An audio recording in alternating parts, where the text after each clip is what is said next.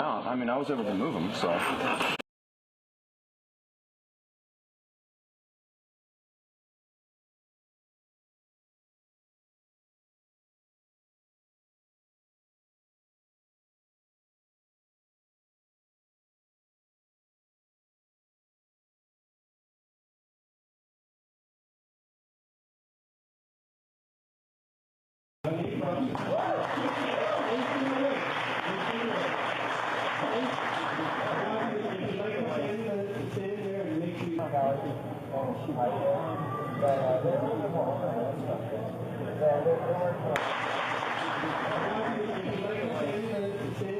Just gonna do one side. Yes. You go first. Confirm. You always go first. All right. Done? Right. Done.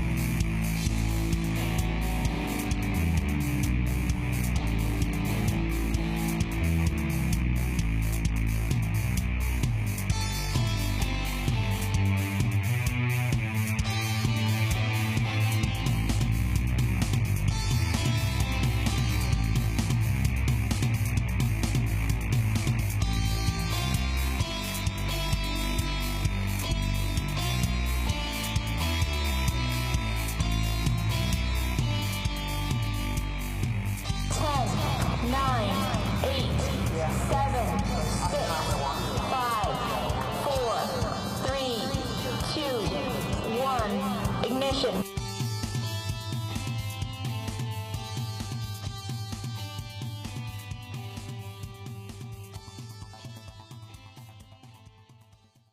Joined up with the Space Force Foundation to provide the prize money for this, to make a really good incentive for teams to come in and try to solve some fundamental problems in what could be the transportation method of the future. NASA wants to inspire two areas in this competition. One, machines that can climb a thin ribbon way up and not carry their own power with them. The power has to come from the ground. Well, the other half of this project, aside from the climber behind me, is the tether challenge, the tether strength challenge. And what that is, what we're trying to do is develop a 2-gram, 2-meter long tether, which would basically replace this ribbon once we would actually put it into space. In the NASA Tether Challenge, material engineering teams pit their high-strength materials against one another, while also attempting to best the house standard. In the NASA Power Beaming Challenge, engineering teams combine their expertise to build high-climbing robotic machines that go up a tall ribbon. That poses an obstacle both teams are trying to address. To bring the right minds together to advance in the historic race to space, a new frontier of possibilities and resources from which the whole world will benefit. The idea for the space elevator was conceived in the year 1895 by Russian scientist Konstantin Tsiolkovsky, who had been inspired by the recent completion of the Eiffel Tower in Paris. Science fiction books were written based on this idea, to dream of easily traveling to outer space. In 2006, a team of materials and technologists from Sacramento, California, joined together in the Tether Challenge competition, stewarded by Spaceport. This organization is known as Team Aster Araignée. Led by founder Michael Remington, their mission is to create a new, more efficient method of travel. Just gonna do one side. Yes. You go first. Confirm. You always go first. Done? Right. Done. Alright. Okay. On my day job, I actually build rockets. Alright. Kurt, could you help me clear the way through here? Kurt Firestein, he's really been helpful with testing. He's got a pretty wide background in testing and lots of years of experience. Okay. All right, so 25. All right. Okay. Well, Michael started working for for Aerojet, I don't know, I think about 2.5 years ago, and he was one of my customers. He still is one of my customers as far as my day-to-day work goes. Oh, there's the little missus. She probably needs help bringing in the beer. Thanks, Brian. Doggone, this has got to start boiling any minute now. Stay, and so.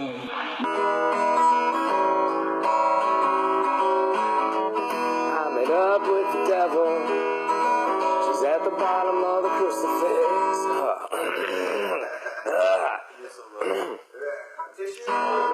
I'm all right. Well, we have Dave Carroll.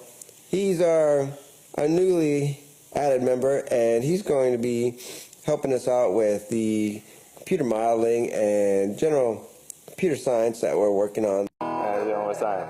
I met up with the devil.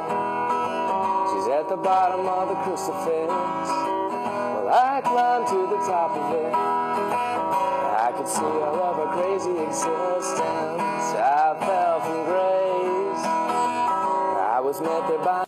I met Mike at school when I was at UCLA. Let's see. And then he graduated and I dropped out. And then he went to work for Aerojet, and being as he's very much into space and space exploration, he just called me up one day after I'd moved back from LA to see if I wanted to go to a competition, an engineering competition. I thought, sure, why not? He decided he was going to participate, and I've just been going with him every year since. Oh, I mean, I was able to move them, so.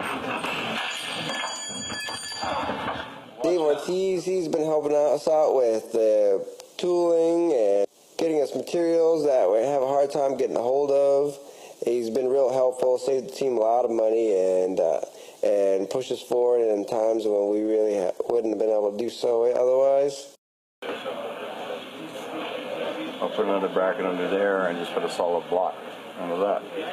I saw him when we were at the Cafe Espresso at lunchtime a couple of times, and I overheard somebody say that he was an Atlas engineer. And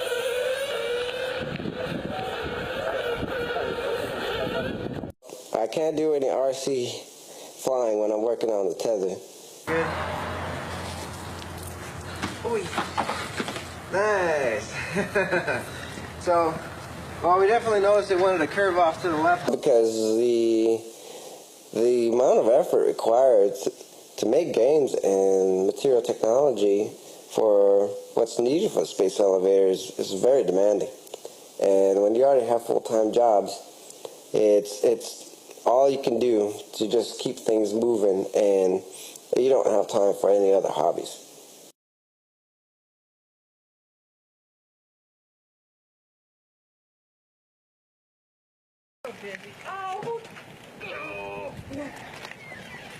Come on now. It's quite the monumental occasion. A lot of my friends have been waiting for me to brew beer for a long time. There's a long story to it. It all started with the first Gulf War. I hadn't brewed beer in a long time, and that's when I had met my friend at work who showed me how to scratch brew, and I figured that first Gulf War kind of scared the hell out of me. You know, I thought it was gonna, the world was gonna end, because of us going into Iraq. And, I thought that's where the cradle of civilization started, and that's where it would end, or the starting of the end would start. And so I figured as long as I was brewing beer, the world wouldn't end. Then we invaded Iraq, and so it's like, okay, now's a good time to start brewing again.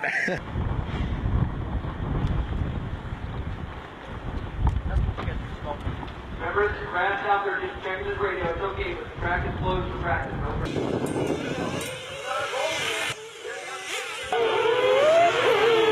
Oh, the racing, that was fun.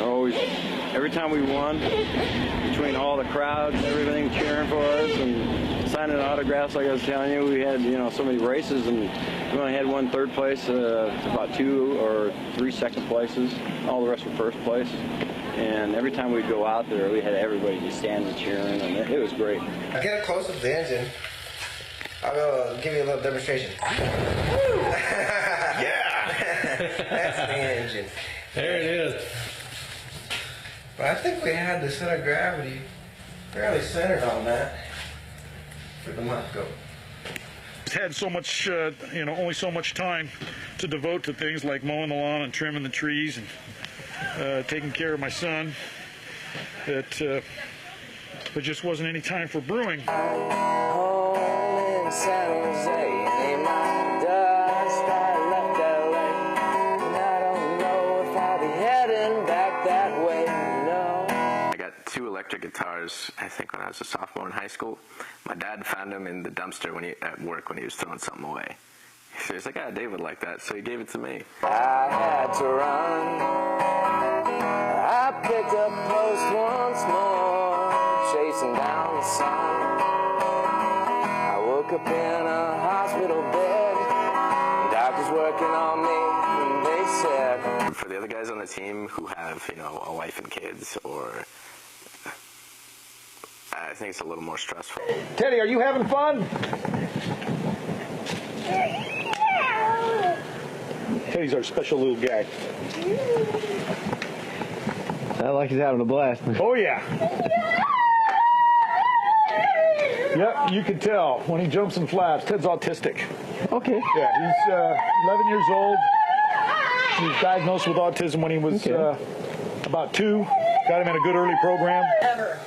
You would have said, why wasn't I with her? Because I have to Jimmy Jack and look at, oh, honey, look at this thing that we can't even afford. Look at this toaster does flip-flops. I'm not a shopper. Oh, God, he hates. He's like, I hate shopping.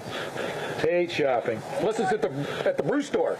and then threw it on the ground to watch it splash. Yeah, that's the bad part about autism. They do really quirky stuff at weird times. At least he doesn't dump it on the computer. So I got that going for me. Yeah, Kurt hasn't brewed beer in a long time because our son, Theodore, who's our gift from God, that's why his name's Theodore, has autism. And so we've been really busy making him, shaping him, and he just takes a lot of time.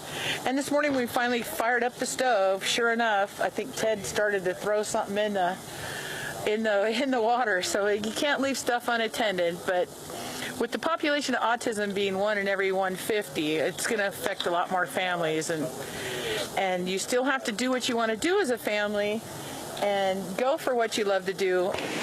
But he's a good kid. That's a noisemaker. Yeah. Let you know he's there. Oh, yeah. Of course, what kid isn't? Yeah. It's a good thing. We got it up to about 60, 68 miles an hour. As soon as we got around turn 4, some guy came around on the inside and just tapped the driver backside bumper. That's all it took was a little tap. We lost traction of the backside of it. We just completely went slide right into the wall at 68 miles an hour and slammed it so hard. I mean, lucky the car didn't hit head on or anything, but it was flush, and I was on the passenger side. And that's when the roll bars, everything cracked right. Ooh, he just hit that. Did you see? Like that? Okay, like that? It's like, am I really in racing right now? It gets pretty tedious very quickly. But I don't really have the best tool here. Let me try like this. I got a little flat spot here that can kind of settle in on that flat spot. So I might just use the corner here to make it a little bit better than a fulcrum. Well, fulcrum usually has to do with a balance of moments, where kind of like on a seesaw. And the fulcrum is the point at where the moments are created. So you got one person on one side of the seesaw, you got another person on the other side of the seesaw, and the point on which they rotate about is the fulcrum. It's a balancing act. Yeah! Yeah, come check it out! No conflict on it because I like that tether so much. It's so interesting because it's so new to me. Knowing that you were the one that helped create, a new material, I think that's really rewarding too. Spending your 8-hour or 10-hour days working, trying to get my projects going for work, and then spending my own time another 4 hours or going on weekends and stuff, and that's our own time. The only time I have to devote to this stuff is at night from like 9 p.m. to 11, and that's practically it because I work 7 days a week, Cause I'm home in San Jose, and in my dust I left LA, and I don't know if I'll be heading back that way.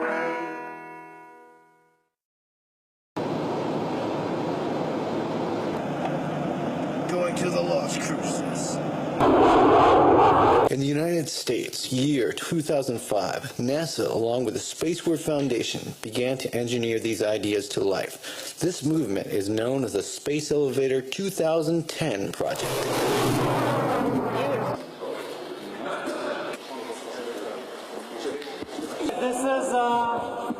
This is for the game. Assuming the meter is stable, we don't have to worry about it. All right, coming through. So Astro, they're the only ones in the game. Dude, this is big. Come here. We are trying to make a tether that is very, very close to the limit. It's not as easy as it sounds. We have these, when you make rope breaking is difficult. And when you gotta use the things shift in you, and over time things change. We're breaking out the mighty tether. The tether is a rope. It's sort of its application.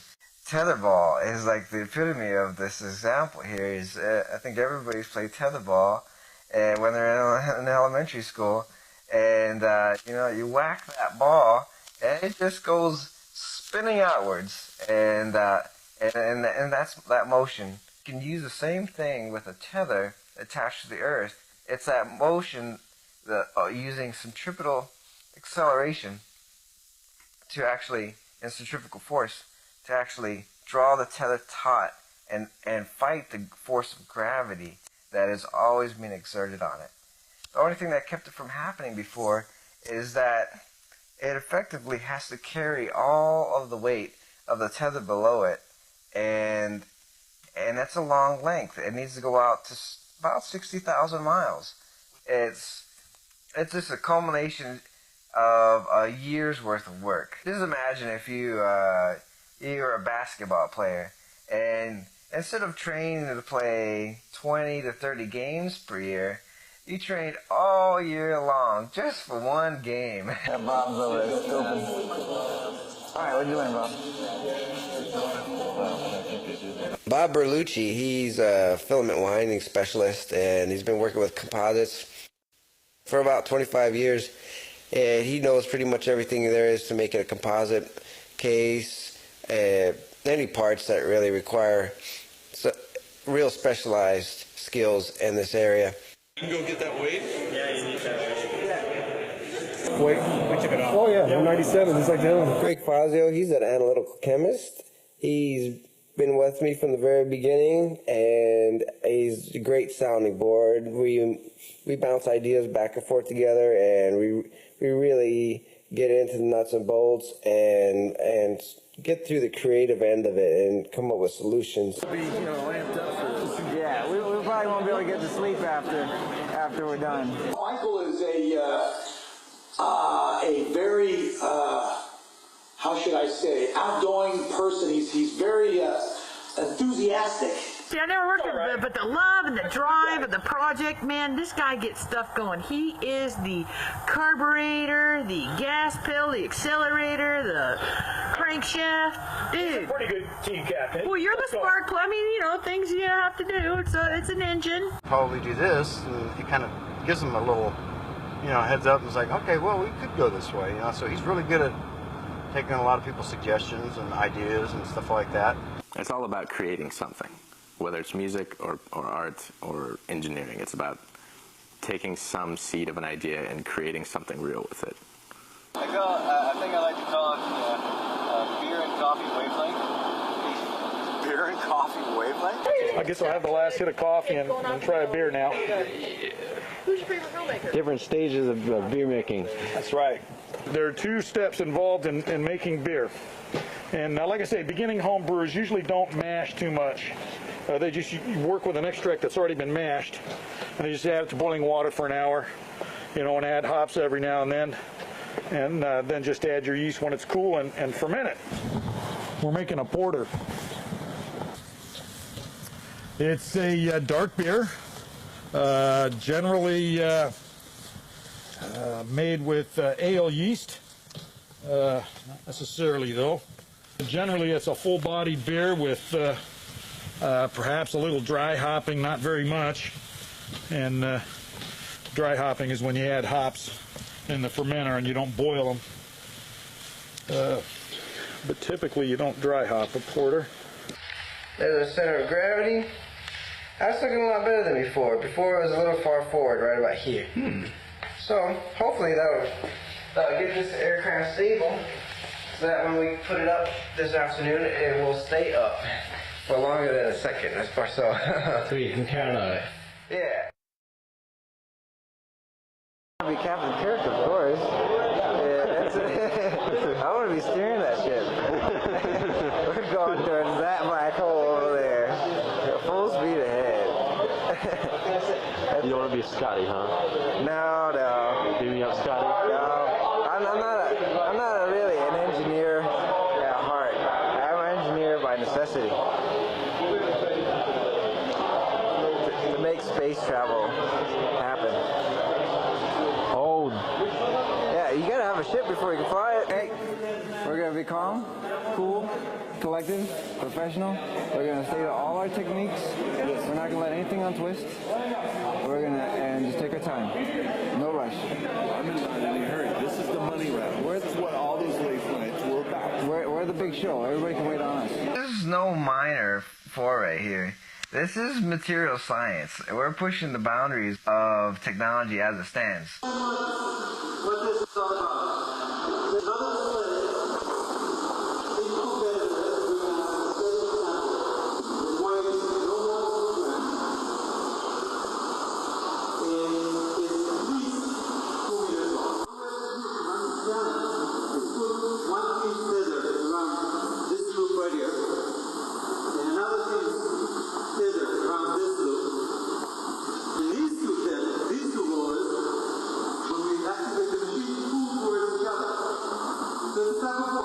Hey, we gotta beat the house tether. Yeah, man. I'm on it. Yeah. The real challenge is going to be beating the house tether. It's just like in Vegas. The house has the odds right from the start. So if you beat the house tether, what's the prize? 200 grand. Need a little bit of slack. There's a snag. Oh, okay. Wait, and there's another right here. Thank you. Are you on there? Yeah, I'm on it. Alright. Okay, now I need a little bit of slack. Alright, look at that. Alright. Nothing up your sleeve. Alright. Slow, slower next time though, please. Because it was really jerking. Down slow now? What's up? You're on top of the bottom. There you go. Hold on, more slack, please. More slack.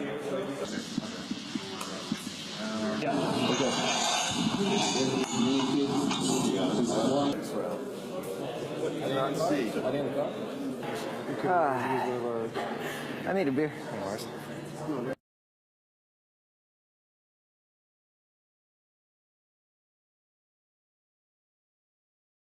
In the back of your mind, it actually affects you, and it makes you sometimes when you're tired, you've been working 60 hours a week, and you're debating, well, should I go home and go to bed, get some rest, maybe get over this cold I've been fighting for the last 3 weeks, or should I go in the lab and try to make something great happen for a few hours?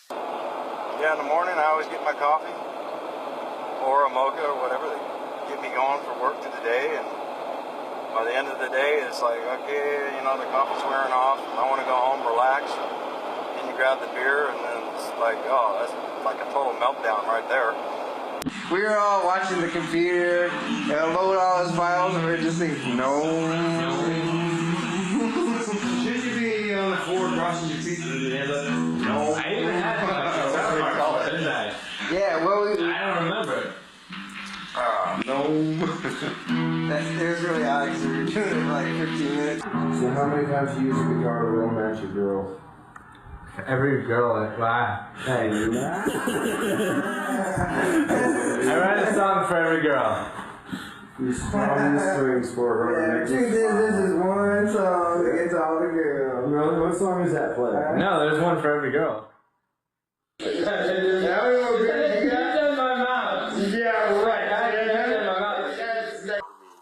mean, you gotta have free time to just do whatever you need to do, whether it's unwinding just from a long week or something like that. You gotta make sure you keep your sanity. And then we started goofing off. I'm surprised you didn't have a camera when we were boxing around. Oh man, that's scary. How do you do this? That's it. All right. Nah, I can't hit left-handed. All right. What did you pretend?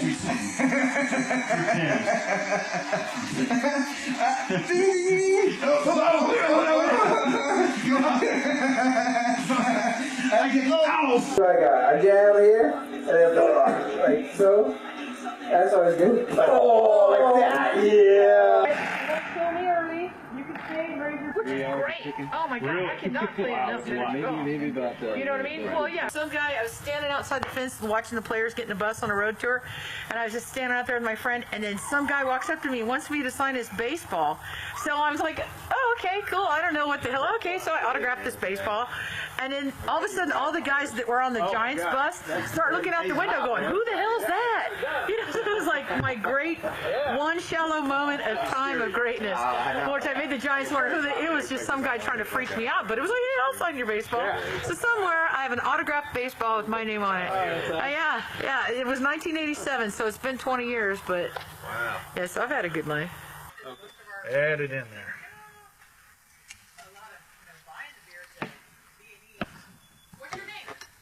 It smells really good, by the way, people.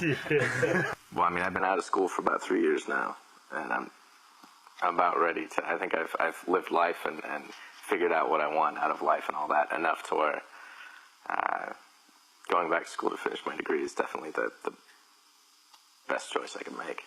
I shook his hand right before he was murdered by his wife.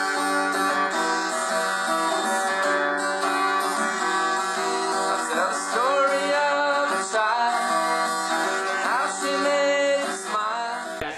This test makes me very nervous because I'm going to be giving away this check potentially. And this is one of the only points where in the next couple minutes I'm going to find out whether or not we're going to give away $200,000. And I'm amazed how nervous I am because it's not my money.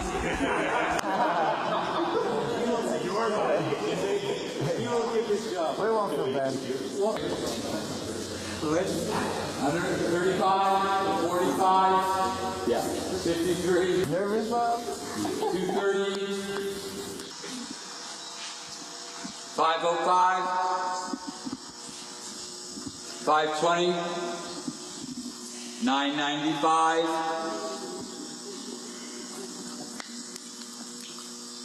1,000,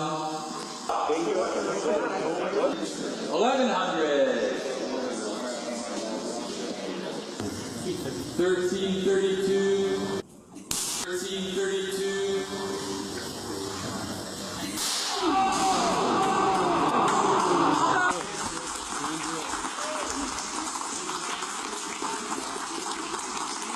The one, but this was probably one of the better numbers we've seen with this process of making a tether. Probably one of the better ones you've seen too. It's a really close result, but the house tether did weigh 50% more. This was a better tether, but this sum of money is going to go to somebody who can do 50% better. It's a big jump. Came in, saw their design, thought we might have a pretty good chance of winning it, and so when we were up there at 1,300 pounds, we thought, you know, just 100 more pounds, and we might have it, and just didn't turn out that way. So, we'll get ready for the next year's competition.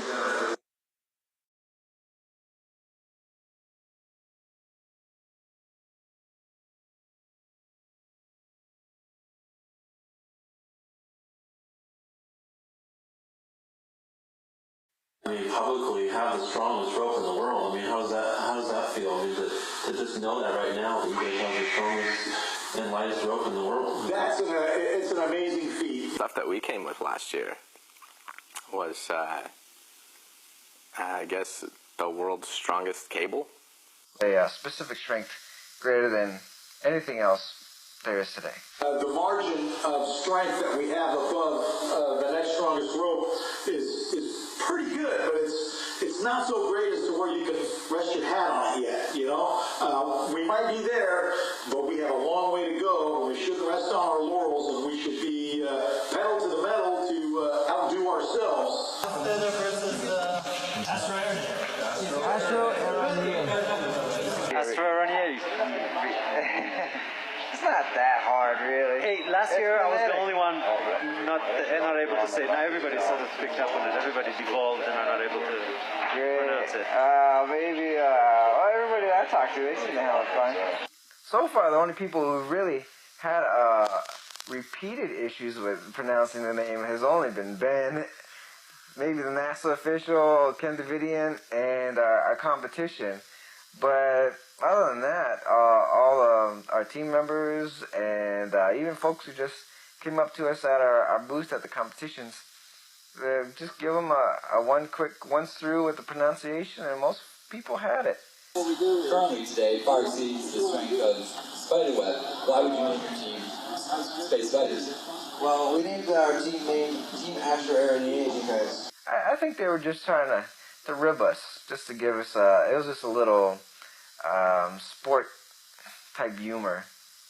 The limits were boundless, but we wanted to come up with something original, something aggressive at the same time, since it is a competition, and something that related to what we're trying to do. And out of the mix, I just sort of pieced together some Greek and some some Latin, just relating the fact that we're working on very advanced materials, which until recently that was the realm of spiders. Spiders pretty much had that under wraps. That was their realm. High strength, the high weight material to the low weight materials. That was spiders had the technology. But now we're taking over that role. We've surpassed the technology that spiders have developed over possibly, most likely, millions of years.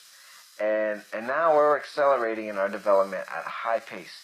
And we're using that to make not just webs, but tethers in space.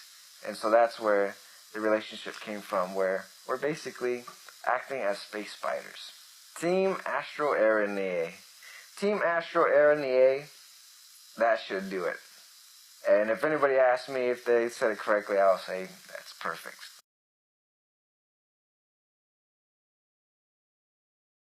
Our competition, they said anywhere from 4 to 5 o'clock, or more than likely 5 o'clock.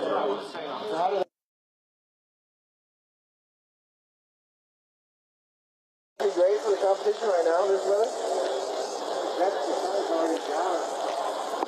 Oh, too low? Yeah, it's too low. Yeah. Technology is there for the ribbon is there, but not the manufacturing. Like, we know the material exists, and we know it's strong enough, but nobody's been able to manufacture more than like a couple of feet length, right? So then you just gotta figure out how to how to monitor yourself 200 miles of it, figure out how to bring that 200 miles into space, and then it's just like fiddling with the details of like how are you gonna make your. Why do you think that most people compete in this competition versus the other competition? Because it moves, it's fun, you know? Because the robot is going to be climbing up and coming back down, and you have all these robot things, and shiny things, and buses that move. This sort of competition involves more, like, more broader, it involves different kinds of engineering as well. You have mechanical, architectures, computer engineers working on this thing, whereas that it's mainly focused on materials engineering. The reason why we chose this over the competition? None of us are serious. Well, actually, it just started out. One guy for our team started the whole thing. He just heard about the human power competition. He's an engineer in physics, and the tether competition is more materials. We're not material scientists, so designing a carbon nanotube base or any other kind of material is not within our expertise. Where Utah like, actually. Yeah. So. The problem is also, I mean, you're looking at 400 feet. If it's the wind, you get this thing catching in the wind, you kind of go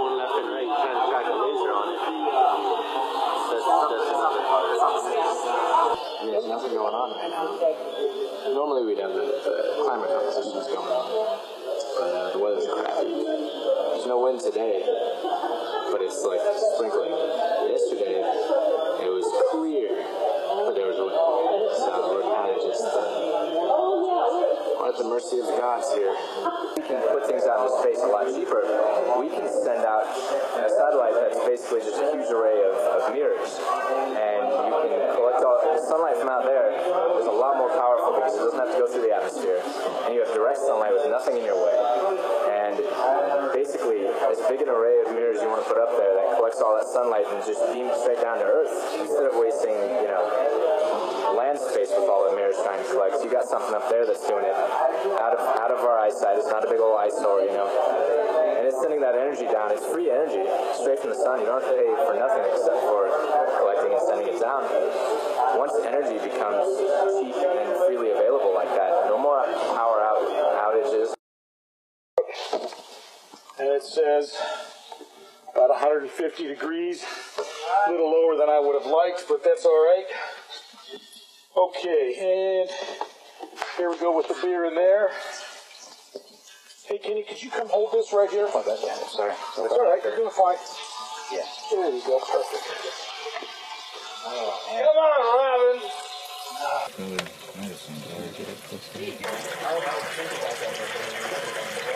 As long as it's flowing, I don't care. I had a problem and I had to switch coolers. That's going okay. It's a little slower than I'd like, but every new system has its drawbacks. Yeah, I don't know what's wrong. Is there something to the hydraulics? I think there's a hydraulic leak. I'm not sure. I'm not. Yeah, that's what it looked like when I saw you guys around. It looked like a hydraulic leak. If this thing's going to work, that's what I'm worried about.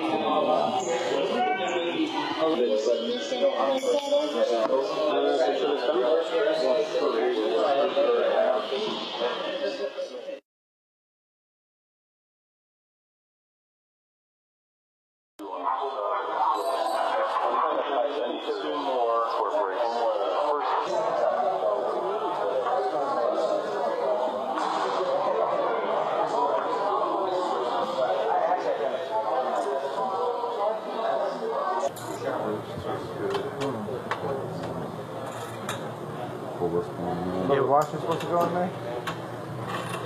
Supposed to? Yeah. See that, Michael? Nick? What? Sharp cut here. Trying to make sure that we can prevent any premature failures like what happened last year, and or any conditions that might cause the test results not to be valid. Yeah. That's probably it. Because you have one off a little bit here, one off a little there, and you start seeing kind of a tilted line. You want a perfectly parallel line.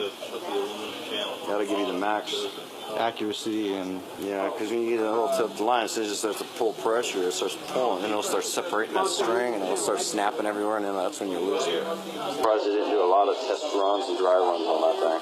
Oh yeah.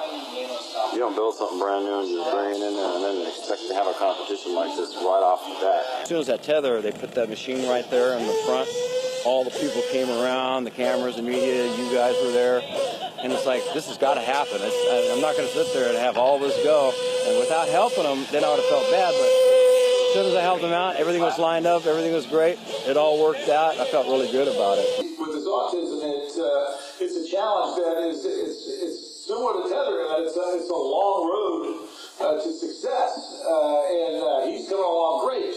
Look at him thinking, what's 7 plus 3? All right, what's 7 times 3? 7 times 3 is 21. There you go. 1, 2, 3. Yeah. Just to give it.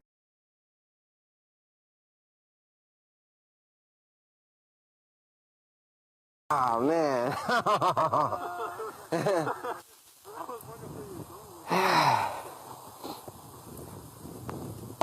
If you want, you can drive over here and meet me.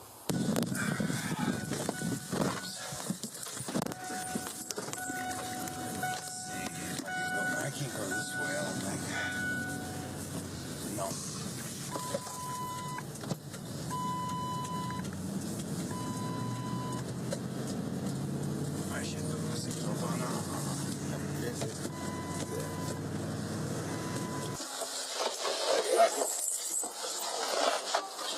know, we're always looking for something to make it go faster. It's either carburetor or you could go, you know, fuel injection and stuff like that. With the tether, it's the same thing. You know, you're always looking for better processes, stronger. There's always something out there that you have to research and look for to make it better. So. I'm trying to find out where the plug's at.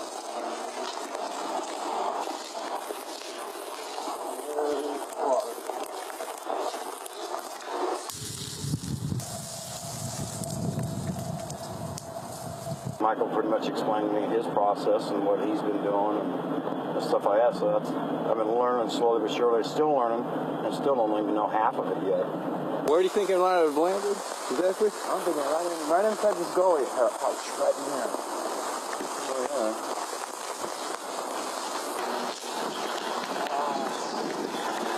Oh God, I thought that was it right there. I remember hearing the Army was putting some serious money into flight research.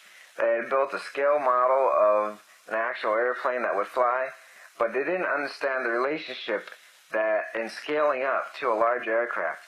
And you just can't do that. It's not linear. Man, this brush is so thick.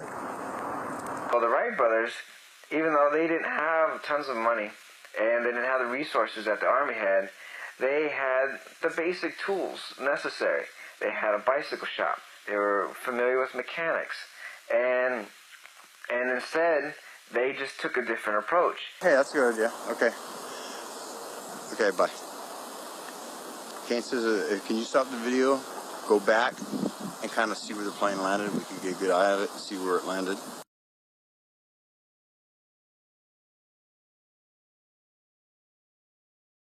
The person who may not have a ton of money may actually figure out that, you know what, you guys should be looking over here. And he can wave his hand and then get the Army to join in on his path instead of just marching down in the other direction, which may not be the way we need to go. The process is how they had a cure for cancer. And it was just one little mistake by that little thing of sugar, I think it was, from an ant from a plant.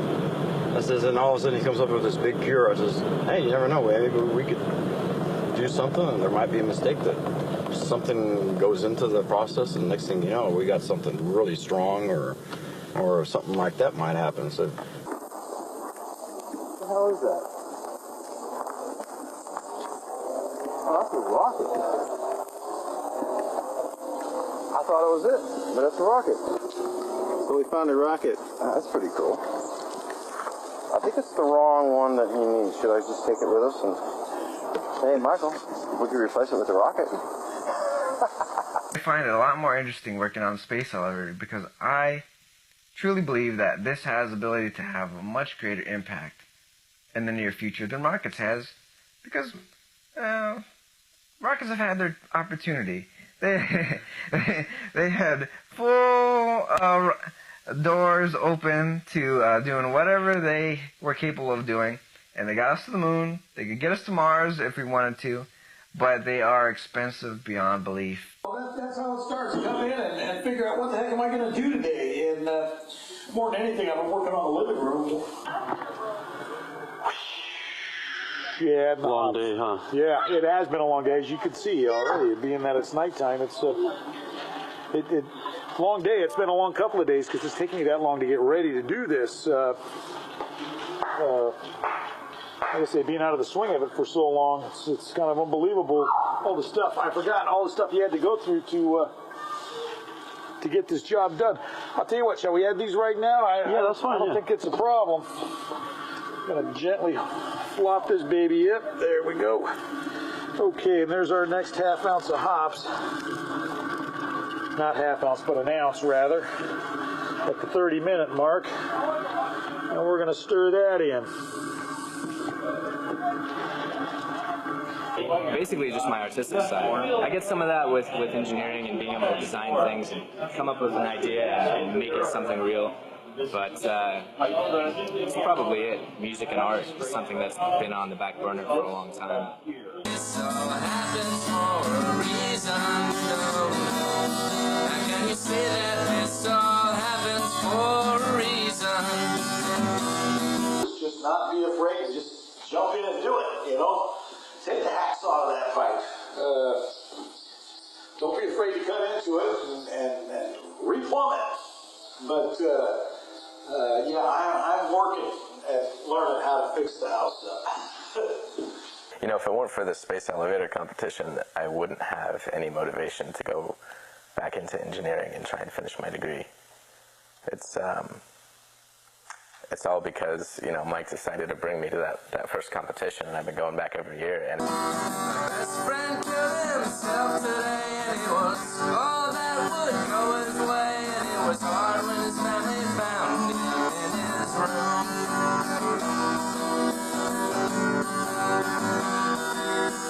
Monday I was talking to my mother. Tuesday she was in the hospital. My brother told me that she was gonna die. Now can you say that this all happens for a reason? No, no. How can you say that this all happens for a reason? No, no. In the box on the floor under the table, there should be a silver set of Allen. It's going to take a while. It's going to take quite a bit of time because, again, we have to get up to on the order of 350. This is a little bit over 2 meters in length, as I mentioned before, 1.96 grams. Just single-walled nanotubes. Probably some double-walled nanotubes in the mix as well, but it's the majority is single-walled nanotubes. The best way to explain it is if anybody's familiar here with graphite and pencils, the lead in your pencil.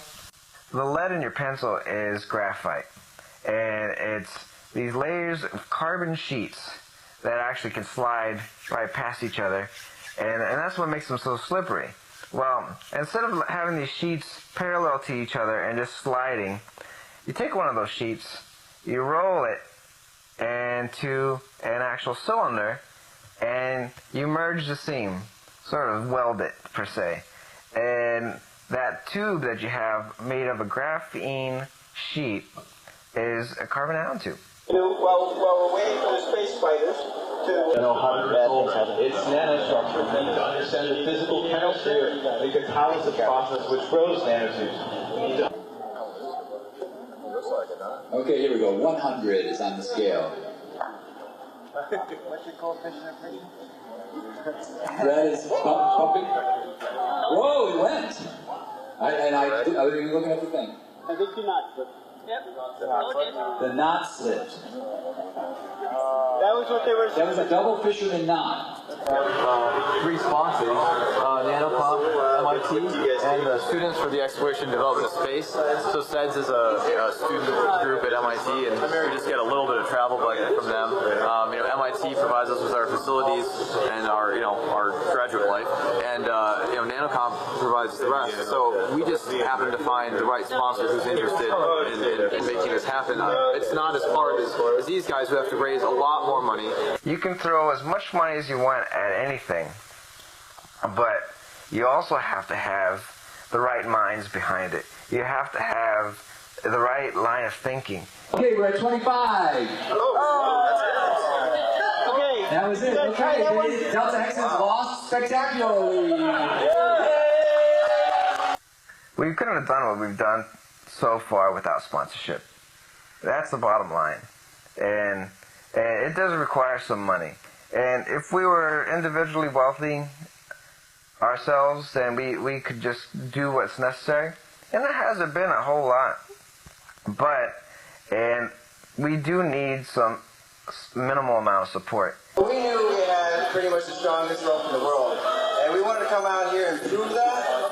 But as it stands, the bar has been set to a level where we are not able to compete against the house tether. There's just really no point.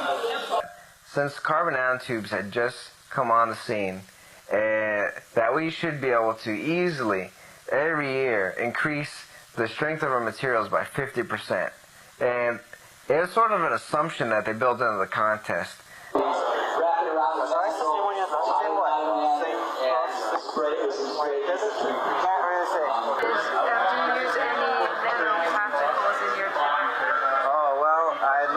Tell you, but our designs are proprietary right now. I can't talk about it too much because I might get show with my employer? Well, certainly contribute to other areas of technology that require those high strengths structures anywhere where you use a composite fiber around the idea that this material may be used in bridge manufacture. Not unless you need a beer. Here. My wife leave you. Here. Sorry. Oh, they're cool. Sorry to be a good wife. Yeah. It's kind of like that, There. Okay. Now, we're going to do this here.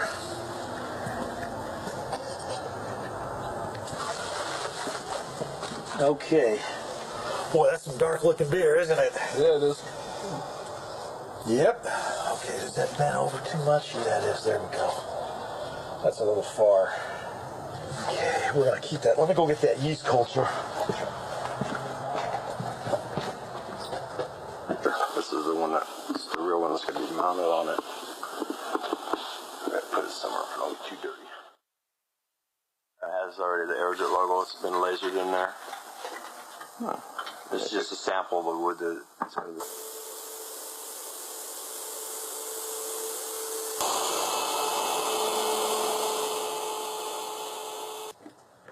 Okay. Now,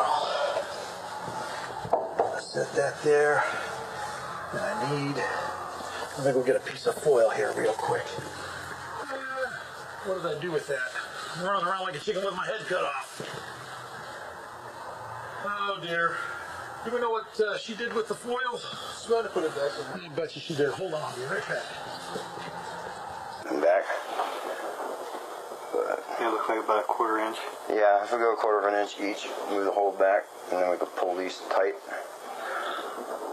Okay, I don't have any foil, but this will do. I just want to be able to splash this around a bit without touching the rim. Come on off of there. There we go. Okay. So, appreciation of Aerojet sponsoring us, and we'll have all the team members' names down there. And that's about it. Hopefully they'll like it. Just a shade more. Okay. And let's put that back in there for now. Take that baby, we're going to set him right there. Okay. There's a lot of pride in brewing. Yeah, well, when you wait so long to brew, it's, the pride is there, but it's certainly on the back burner. We'll see how it turns out. Then, when people say how delicious it is, then we'll definitely enjoy some of that pride. So we're just sort of recuperating. It's sort of like the week after finals, or maybe after a very hard spring break or something, and we're just recuperating and getting ready for the next year. You got surprises? You kidding? Yeah? Nice. More than you'll get. Oh, wow. Yeah, both statements. I'm not in this for the money. Anybody who works in the aerospace industry will tell you that. If we were to put the same amount of sweat and tears and blood into any other venture, we'd most likely make magnitudes of more money than we do in the aerospace industry. We do it for the passion. We got a couple of ribbons here that we won at the state fair. These are third place ribbons. Let's see, I believe the category for one was Absolutely Porter, and the other was a Bach category. So third place ribbons, Bach is one of my favorite beers. It was certainly fun to compete at the state fair. It's not like the Manhattan Project here, where we're all assigned to work on this 24/7, and our mission is to make the atomic bomb within just a few months or so. We're doing this on our free time. When other folks may be watching Top Chef or or you know, just making a really nice dinner or something. We're over there in the lab just fooling around. You know, creating a new, innovative way to get into space, and certainly doing that would be incredibly rewarding and be beyond the money, knowing that you helped absolutely pioneer a key element to attaining this goal of making a space elevator. Young people like me, and then there was, you know, old guys, old shaggy, long-haired ponytail guys, you know, who do engineering in their basements or something. And there was just all kinds of different people there that were all interested in the same goal, the money. No, they were all motivated by, you know, space exploration and the fact that it could be a reality in our lifetimes, you know. I mean, and not space exploration like we have it now, but like real serious, getting way out there kind of stuff. We do it for the passion. We do it for the excitement of space exploration and what possibilities may lay out before us. And that's what I'm here to do. I want to build a space elevator. I want to ride the space elevator in space. And I wanted to make it possible for me maybe to go visit Europa in another 10 years, see how the weather is there, skip over to Io, see what's happening in the spring, you know, and then maybe come back to Earth and enjoy a nice balmy Southern Californian summer after that. And I mean, why limit yourself to the Earth when you have so many other possibilities?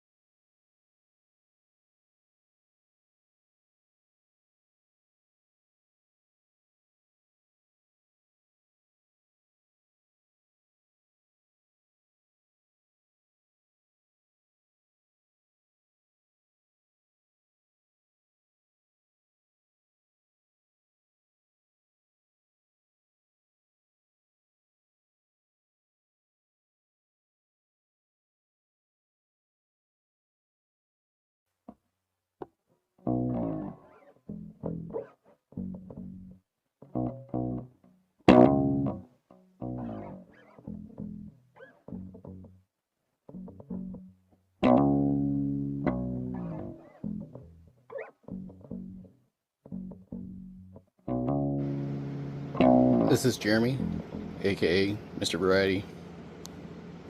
The Sims 9, 10. Give me 5, 6, 7.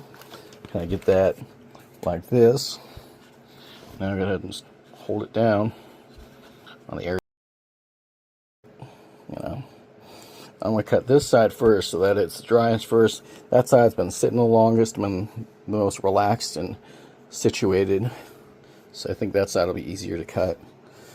I just need to make the same measurements from this, the center of the waistband, all the way, center of the edge of the waistband, all the way down to the center of the edge of the fabric.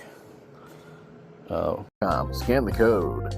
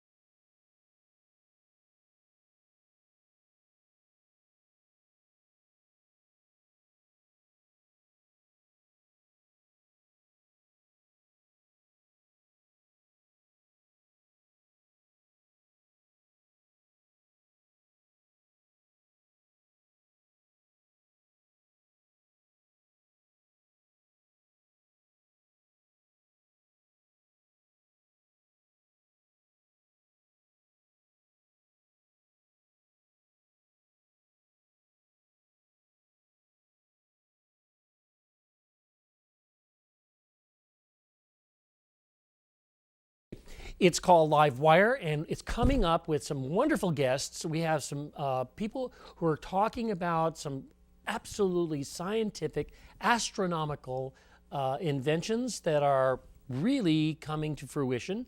They may have been science fiction in the past, but science fiction has a way of becoming reality, as you well know. Then I have a wonderful John Farias is going to play us a couple of songs on his steel-strung guitar, and we're going to have a really great show. It's called Livewire, so stay tuned right on this channel, right here. Sit down, get something to write with, and enjoy yourself.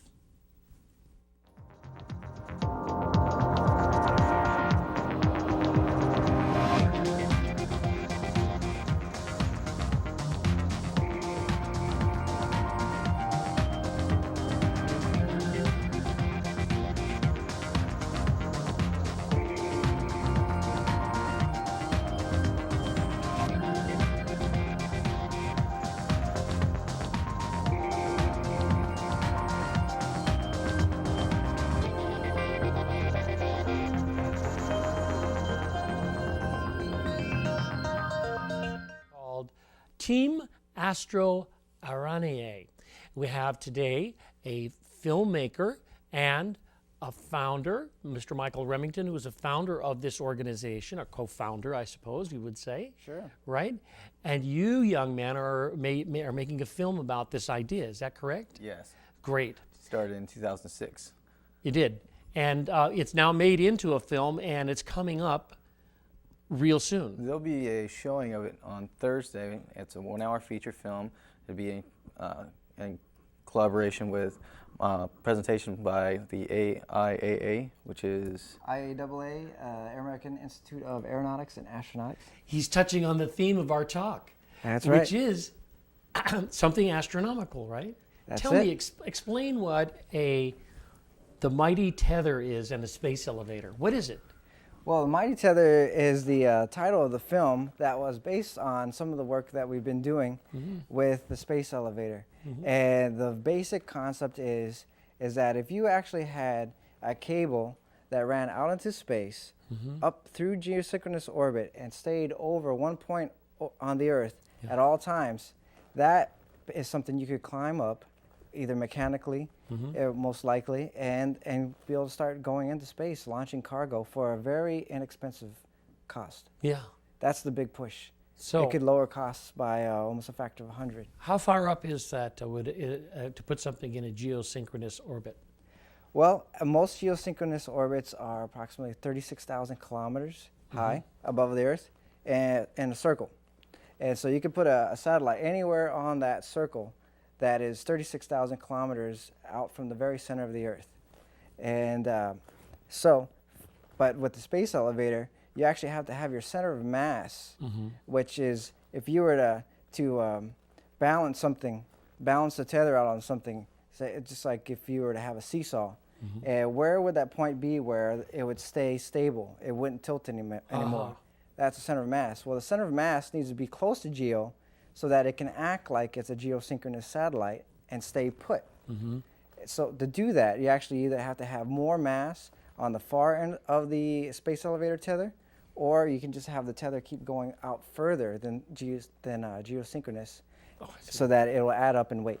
So but it goes out into space. Would it stay in place out there as well? Would you have to how would you tether it down there? That's the plan. I love this. It'd be a real expensive exercise if not. But the plan is, once the material's available, and that's the main technological surge that we're working on to make this happen, and which is the reason why we haven't really seriously thought about doing it in the past until we actually had a molecule that was discovered in the 1990s. But based on this molecule, if we make the material necessary for this space elevator cable, then what we most likely would do is get spools of it.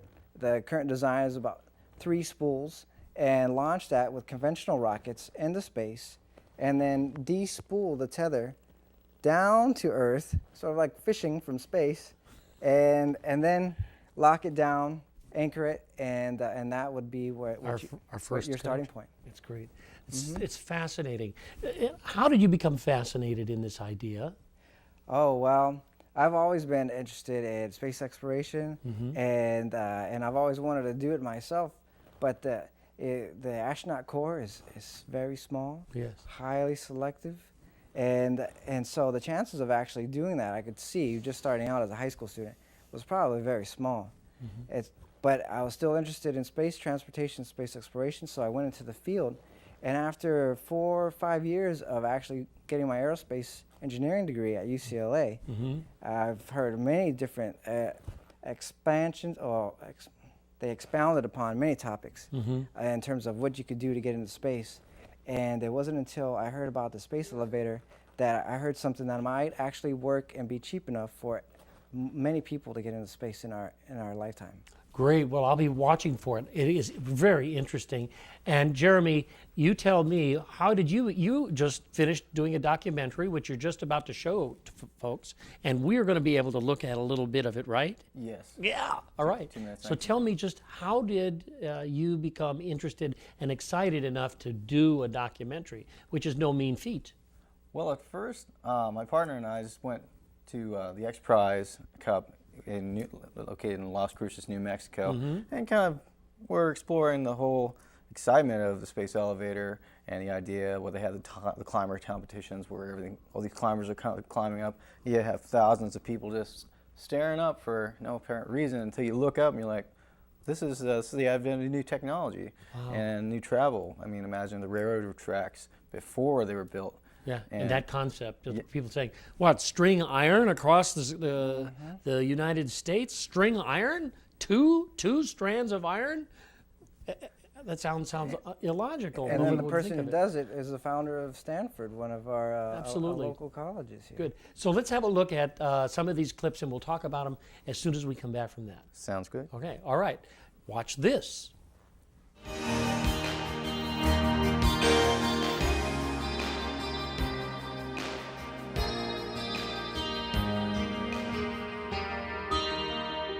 tether basically is a rope. It's sort of its application. The same thing with a tether attached to the earth. It's that motion using centripetal acceleration to actually, and centrifugal force, to actually draw the tether taut and fight the force of gravity that has always been exerted on it. The only thing that kept it from happening before is that it effectively has to carry all of the weight of the tether below it, and that's a long length. It needs to go out to about 60,000 miles.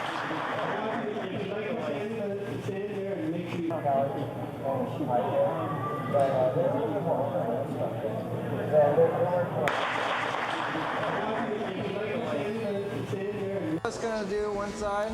Yes. You go first. Confirm? You always go first. Done? That's right. Done.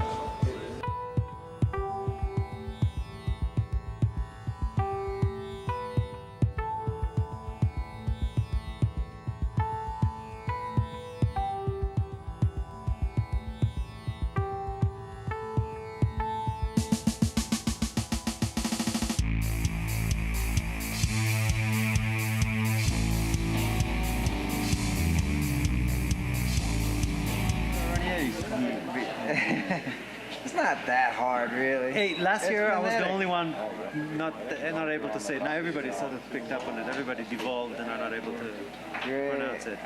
Maybe, well, everybody I talked to, they seem to have fun. Team Astro Aranea. Team Astro Aranea, that should do it. And if anybody asks me if they said it correctly, I'll say that's perfect.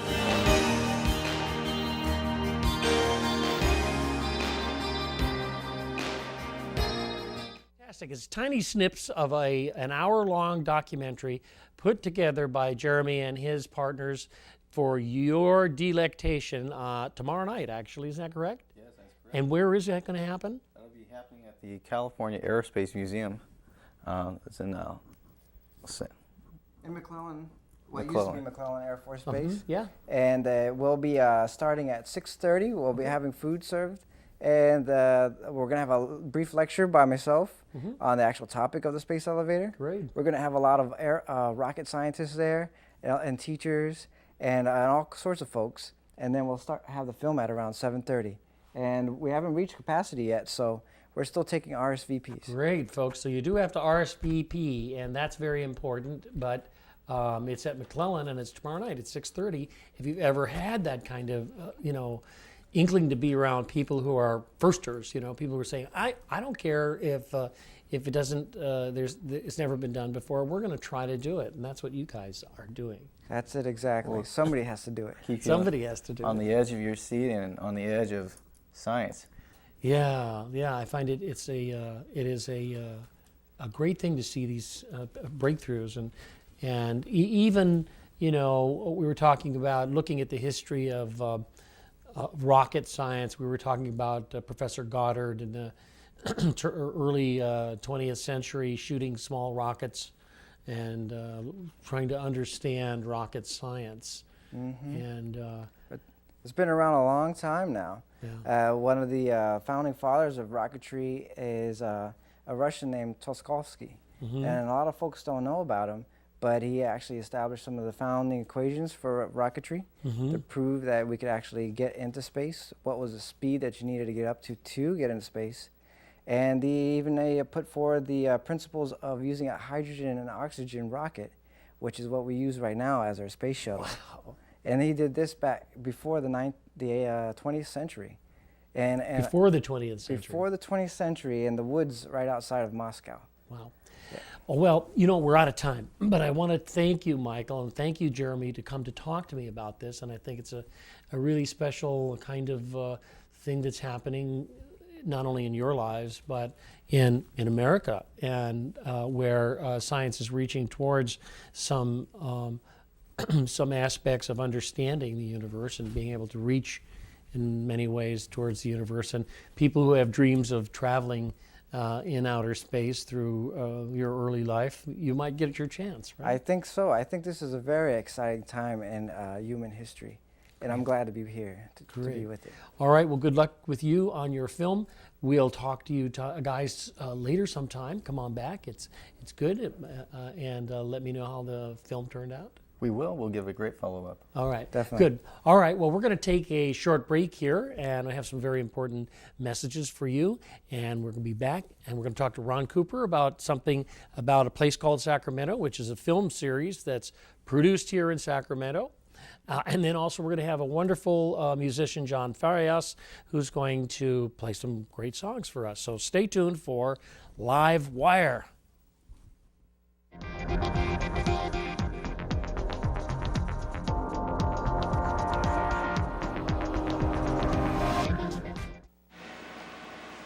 My name's Brandon.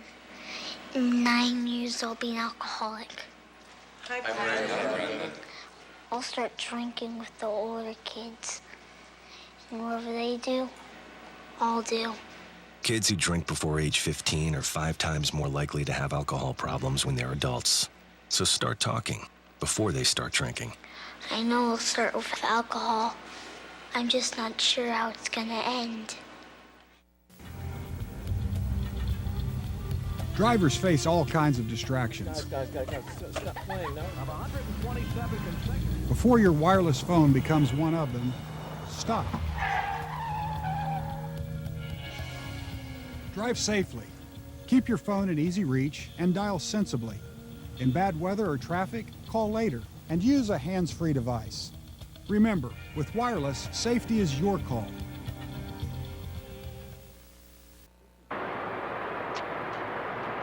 This is a man who almost learned to walk at a rehab center that almost got built by people who almost gave money.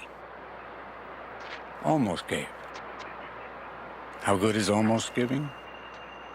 About as good as almost walking.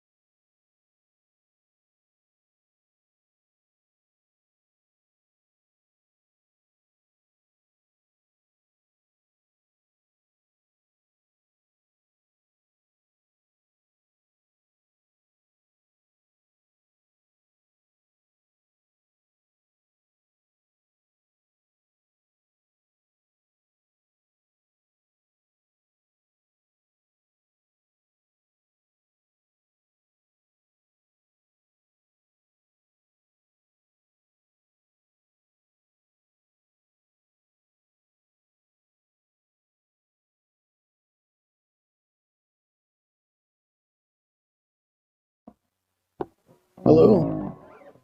Thanks for tuning in. Check out this channel. Who Needs Designers on YouTube. Still need to set up the channel. But I got the Gmail set up.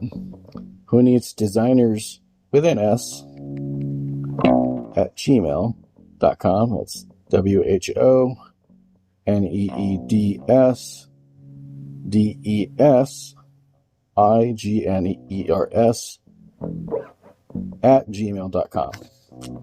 Who needs designers at gmail.com? Hope you like my shirt. I had to choose the best one. It's like Green Earth or Green Eggs and Ham. Alright, I told myself I wouldn't refer to popular cultural references, but this is Jeremy, aka Mr. Variety, Jeremy DeNovo. Thank you. Who needs designers?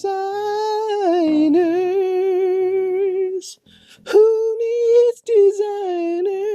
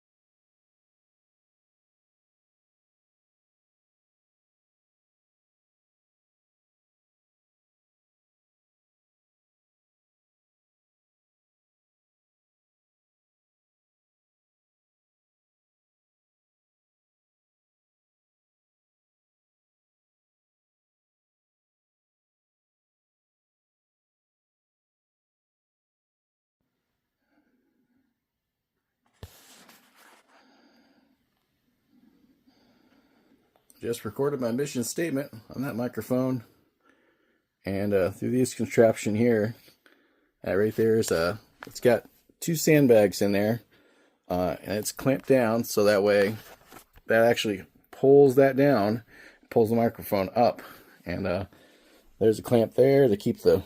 There's a lot of mechanisms, but yep.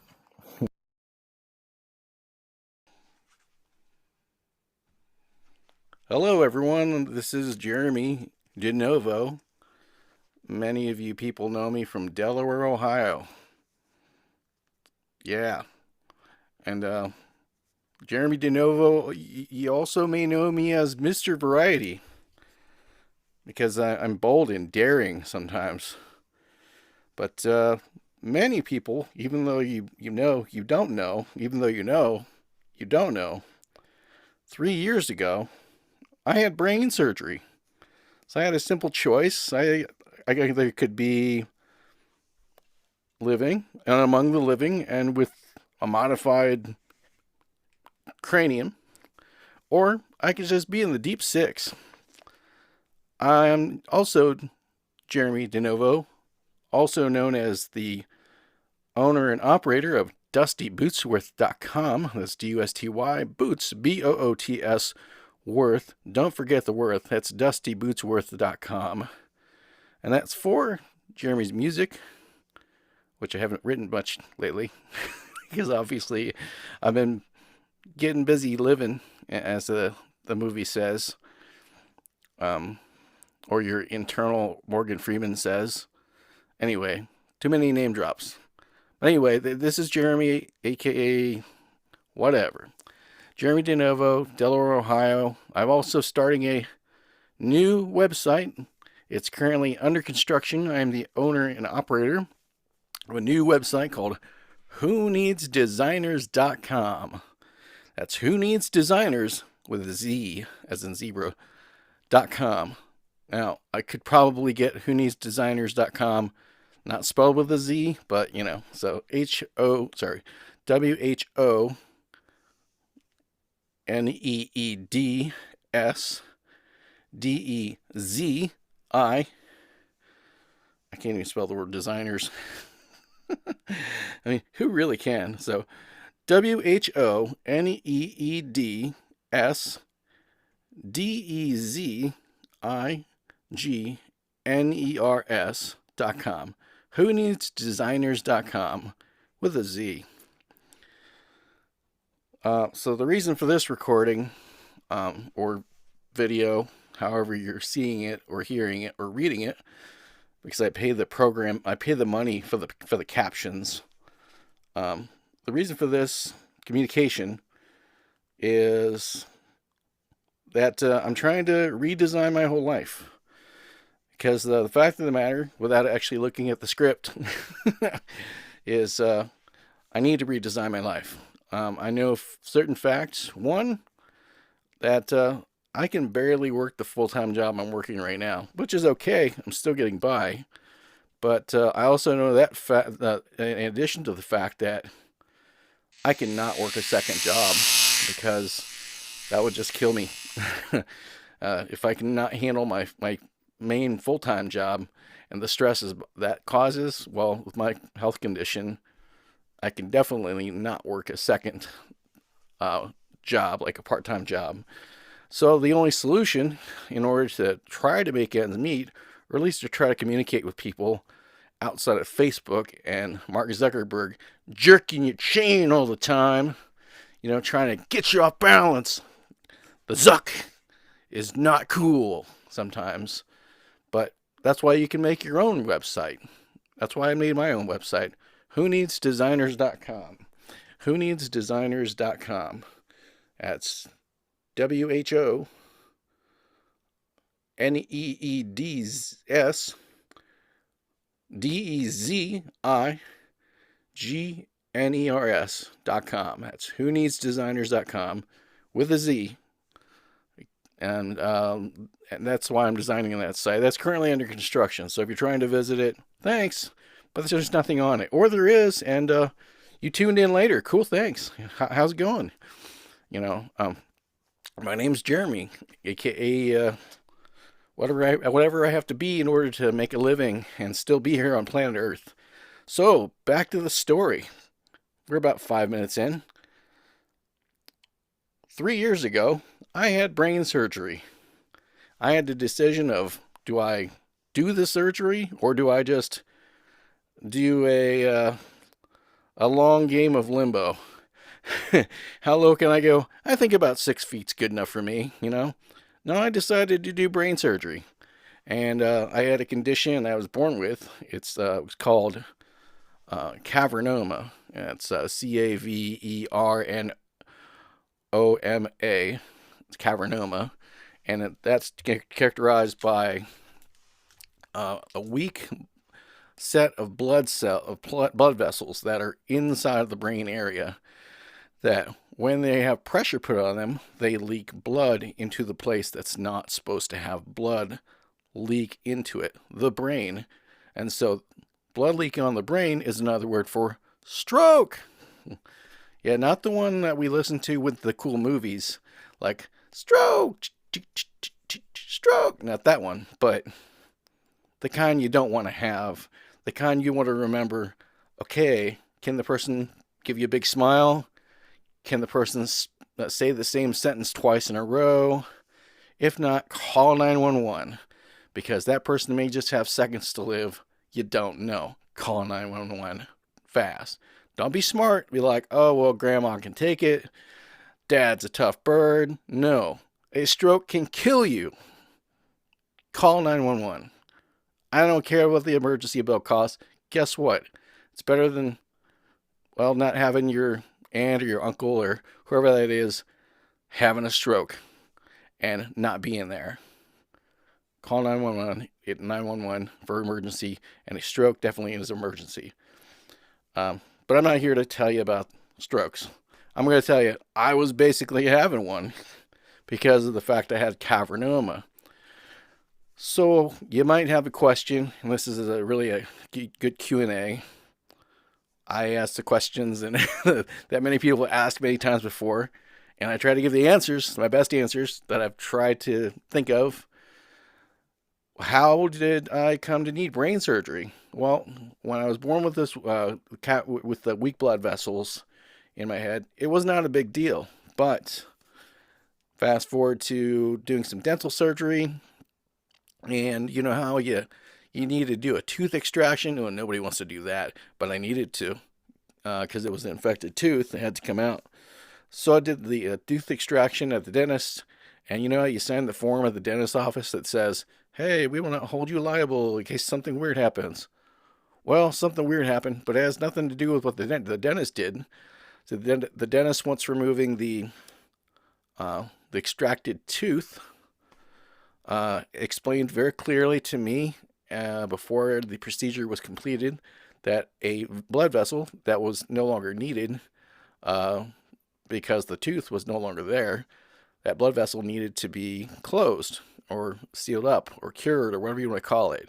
I don't know what they do, but they just stop that blood vessel, stop that blood flow. Well, as you know in theater, one door closes, another door opens. Well, they closed that blood vessel there at the dentist, and what happened was I started noticing a bit of a pulsing sensation in the back of my head. Nothing great or very painful, but just really odd. And I started looking around like, hey, what's going on here? I don't really know what's going on, why I'm feeling this. And nobody could tell me really anything. I stopped at the doctor's office. The doctor's like, you're fine. You're really healthy. All your blood tests come back as great. And like, of course they do. Because we're not testing the area that I think is wrong. Which, I needed a CAT scan or a brain scan. I needed to get my brain looked at. So anyway, yeah, after all those tests, everyone's just really super convinced that it was fine. Now, I had one doctor suggest, hey, you should just take a bunch of NSAIDs, NSAIDs, or basically they're salt. It's a salt, like ibuprofen. Take a bunch of that. Well, that actually probably could have killed me because ibuprofen is also a blood thinner. And so if my blood is already at risk of coming out of me very quickly because of my cavernoma, my weak blood cells, guess what? The thinner the blood, the easier it's gonna flood through my brain, and the less it's gonna clot. That's it's just gonna be. So anyway, I had a lot of suggestions, but none of them were right, except for after I finally get the brain scan I needed, and the X-ray technician saying, so what side of your head did you say that you were feeling that sensation on? I said, this side. He's like, uh-oh. The X-ray technician's like, oh no, we're going to have to keep you overnight. I'm like, oh. And at the same time, I was extremely excited because I'm like, finally, somebody actually believes me and actually understands that there's something real that's going on in my head, because no one wants to talk about or even discuss, oh, well, let's just go ahead and put you on the scanner that probably it could cost a whole lot of money to have you scanned. I'm like, but that's exactly what I needed. Because what I was feeling, that pulsation feeling in the back of my head after I had my blood vessel closed off at the dentist office. Well, anyway, some time went on, and I was trying to, and as time went on, they kept me for at least a week to observe and test me and to diagnose my cavernoma. They kept me over at, why I cannot remember it? Well, I don't feel so guilty anymore because, well, I had brain surgery. But I do remember it's the neurosciences office there off of Route 315, Columbus, Ohio, Riverside, I think. I think that's it. If memory serves correct. I'm doing all this without a script. It's had to have a one-to-one, heart-to-heart with you. What you might say to the tune of a conversation, So they kept me there for about a week at Riverside, and I decided, well, geez, I'm no fool. I know what brain surgery means, and it's the kind of surgery that everyone is always comparing to rocket science. I'm like, well, it's not rocket science. What do you tell a rocket scientist? Well, it's not brain surgery. Well, it's like, wait, no. Actually. So, I decided, well, I'm no fool. I know what this means. I need to make all of my last rites. I need to make all of my documentation correct. I need to go see a lawyer, get my affairs in order, and say, look, if I decide, or if my body decides that this is all I wrote, then here is a last will and testament of where all my crap goes, and to make it way easier on the people that I really love and care, and I do not want to leave a burden behind.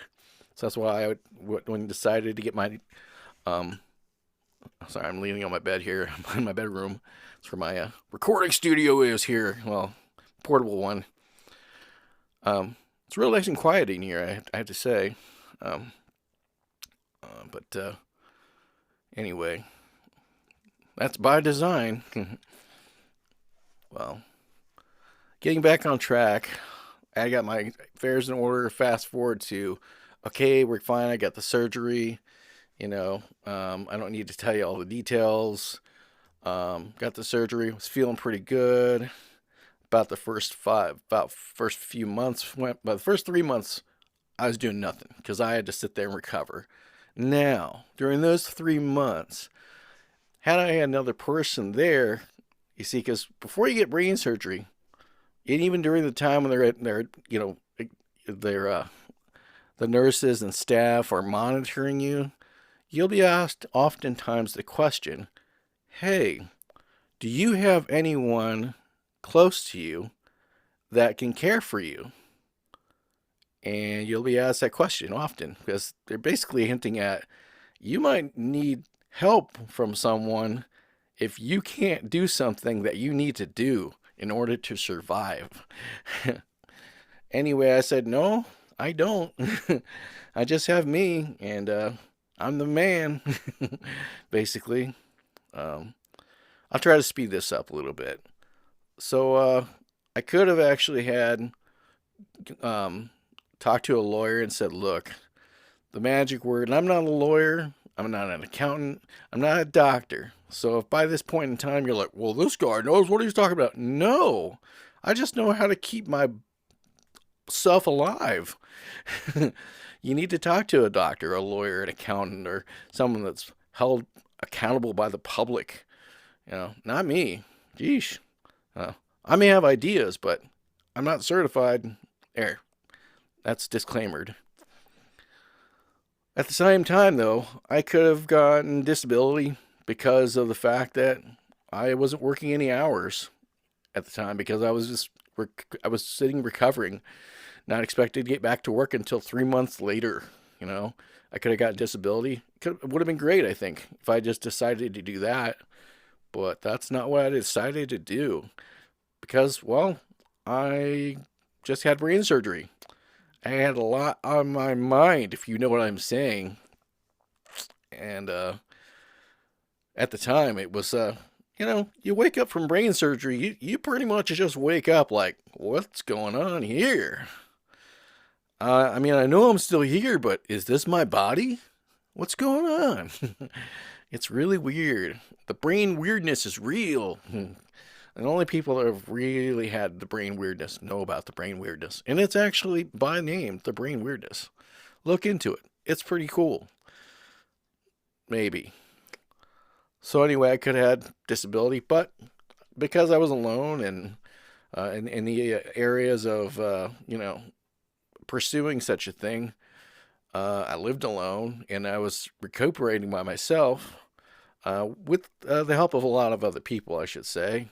And I'm not going to say names because they know who they are, and I'm not here to publicly, hey, everybody, you know. But I had a lot of help, but I didn't have help like that. It was just help like, hey, you're going to get back to work. Like, okay, getting back to work, cool, yeah. Still here, woo, you know. Like, yeah, and I still am still here, you know, knock on wood. Yeah, whatever that was. Some wood with some tape on it. Yep, hand cut. Custom hand cut, custom measured. Yeah, okay. Moving on. So, the reason for my website, well, let's just here. So, got the brain surgery, and about 6 months total go by. I'm back to work, you know, for about a month or so, and I'm feeling pretty freaking awesome. I'm riding my bike every once in a while. You know, nothing too fancy, but sometimes I just decide to go on a bike ride. It's cool. I'm not on that much medication at all for my headaches because they didn't really have them for the first 6 months because everything was kind of, you know, kind of gooey. You know, I mean, everything was healed and solid enough for me to be on my feet and out and about, but, you know, but things did not completely. Now, I don't know for a fact, but I think it is after 2 years after a surgery is when your scar tissue really locks up. But I don't know for a fact. I think that's something I was reading. About 2 years. But don't quote me on that. Oh my gosh. Ooh, that was some cracking body right there. So anyway, that I have researched, but anyway, 6 months. Okay, so about a year goes by, grand total of a year after the surgery. I'm starting to notice I have headaches, and they just don't go away. And it's hard to sleep. I'm restless. It's hard to sleep. And so the doctor and I we're tiptoeing our way, and the doctor's like, "Hey, offer. Here, try this. I'm just like. And doctor's office also like, hey, you know, it's okay if you don't want to, you know, do what you feel you need to do. You know, I appreciate the doctor at, you know, Ohio Health. You know, I really appreciate that. And I'm not pitching, hey, Ohio Health up in here. It's just a matter of fact. That's where I landed, you know. And at the same time, I'm not saying, I'm neither confirming nor denying the quality of health over Ohio Health. You be the judge. But I'm just saying, you know, I appreciate my doctor very much. You know, if it weren't for my doctor listening, I would not be here blowing hot air into this microphone, or even having a microphone to blow hot air into. You know, because, well, I had to work for that. You know, earn the money for it. But about a year goes by, I'm starting to have pains, you know, headaches. It's more common to the line of restlessness. I'm like, I can't seem to sleep. I seem to be tired all the time, doc. What's going on with me, doctor? And so just try more and more medication, but fast forward to now. Okay, now I take Toradol. It's just a pain relief booster shot. It's an injection. I get it about once per month because that's about what time when I usually get the headaches. Now, there are other methods that I use to try to, you know, avoid using Toradol.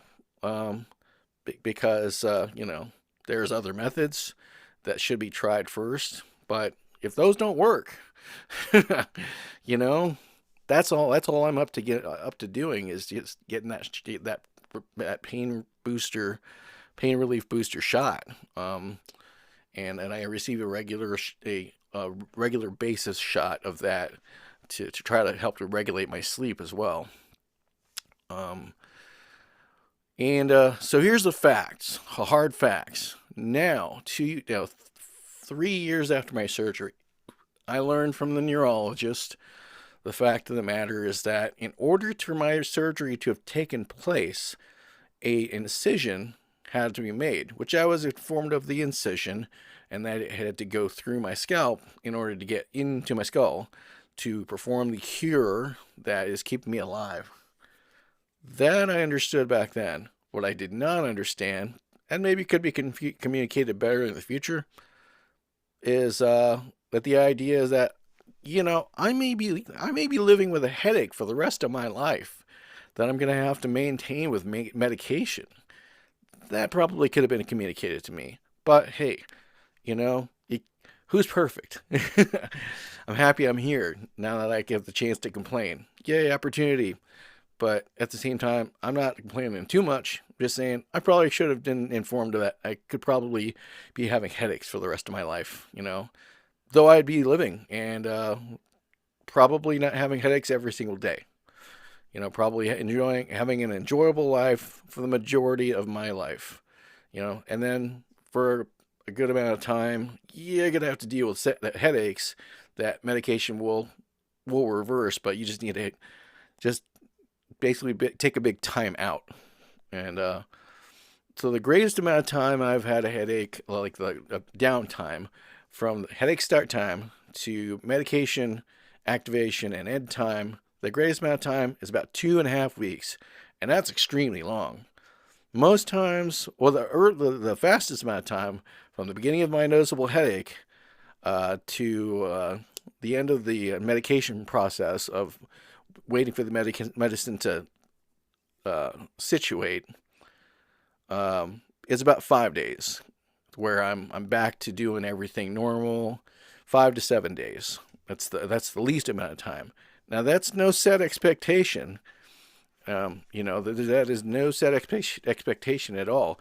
That's what I'm trying to get across here with this recording, is that there are no set expectations with me. Now, what I do have is the understanding is that my condition is neurosurgical. It's not neurological as much as it is. I think it's neurosurgical. Don't quote me on that. I'm not a neurologist, nor am I a neurosurgeon. However, examining the facts, we do know that I had an incision cut into the back of my head, into my scalp, in order for the neurosurgeon to gain access to the area of my skull to essentially cure me. That area of the scalp that I was incised into, well, let's examine that. When there's an incision or a large cut or abrasion going into, around, or through a nerve or nerve ending, that causes nerve damage, okay? And a damaged nerve can cause pain, tingling, sensation, a list of things. You know, look up nerve damage, figure it out for yourself. I'm not a doctor. Okay, we do know that I have had that incision in the back of my scalp, and then it seems to me every single time that I get a really bad headache, all that pain is focused right around the plate, the fatty part around that incision point. That's the most sensitive area. If I brush my fingers over top of it, it is the most sensitive. It feels like pins and needles just brushing my finger over top of it. If I press it, it's real bad, and that's just real dumb. You don't do that if it hurts, you know.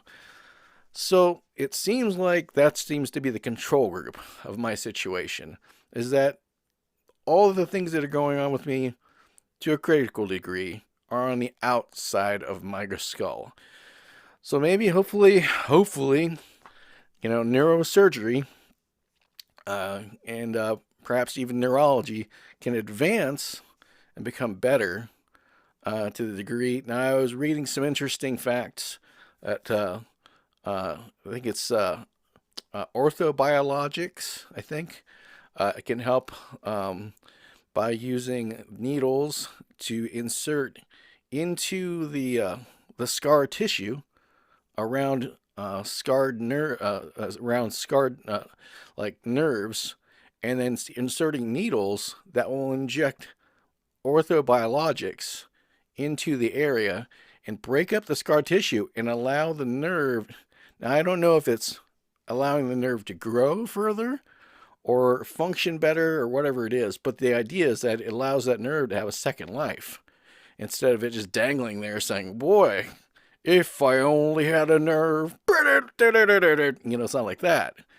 But but I was reading up on that. That's interesting for at least orthodontics. I think that's it. Sports medicine, that kind of thing. Anything with what they call so there's the central nervous system, which is strictly brain and spine. That's central nervous system. And then there's your peripheral nervous system. Those are the two parts of your nervous system. The orthodontics, the orthobiologics, I think it's something called along the lines of, what do they call that? Ultrasound guided, and it has something that guides needles to inject fluids, into the cartilage, or not, sorry, the cartilage, but this is what happens when you have brain surgery, or when you have brain surgery, or just a long day. You start forgetting stuff. But anyway, interesting developments in science, but they need to just bring this forth so that I don't have to have a headache half of my life, because it's on my scalp, and I think there could be something done to where some scientist out there says, you know what? These brain surgery patients are great, but you know what really sucks about them? They have headaches that they shouldn't be having because, well, I don't know the ins and outs, or all the facts, but I just hope one day that my condition can be treated to where I don't have to have one single headache ever, But right now it's looking like, because of the nerve endings on my scalp, being severed as they are and being blocked by the scar tissue where the incision was made, there's not really much that can be done as it stands if we're looking at a prognosis instead of a diagnosis.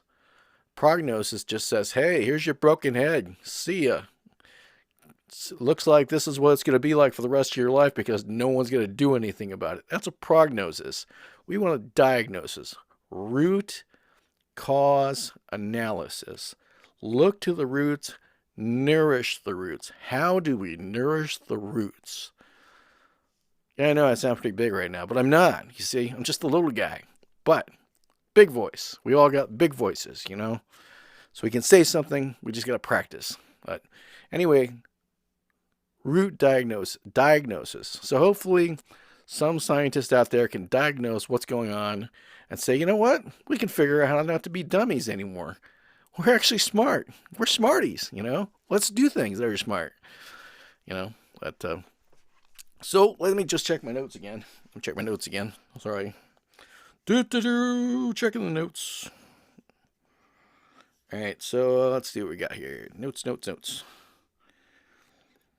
Okay, let me just read some stuff. Thankfully, my headache's not too bad right now. Now, another thing you might need to know is that plenty of sleep is the best medicine for someone with a condition like mine, which is related to neurology and neurosurgery. And looking around for some notes here. Okay, here we go. let's see here. I hope that science advances to where the scalp nerves can be reconnected, and that that is a big part of the reason I am in the liberal arts, is to be a part of the voice of suggestion, to try to influence health and science. Imagine a world without Star Trek. Imagine a world without any science fiction. But then, at the same time, understand you don't have to imagine, because those stories, these stories, your story is a part of the science story.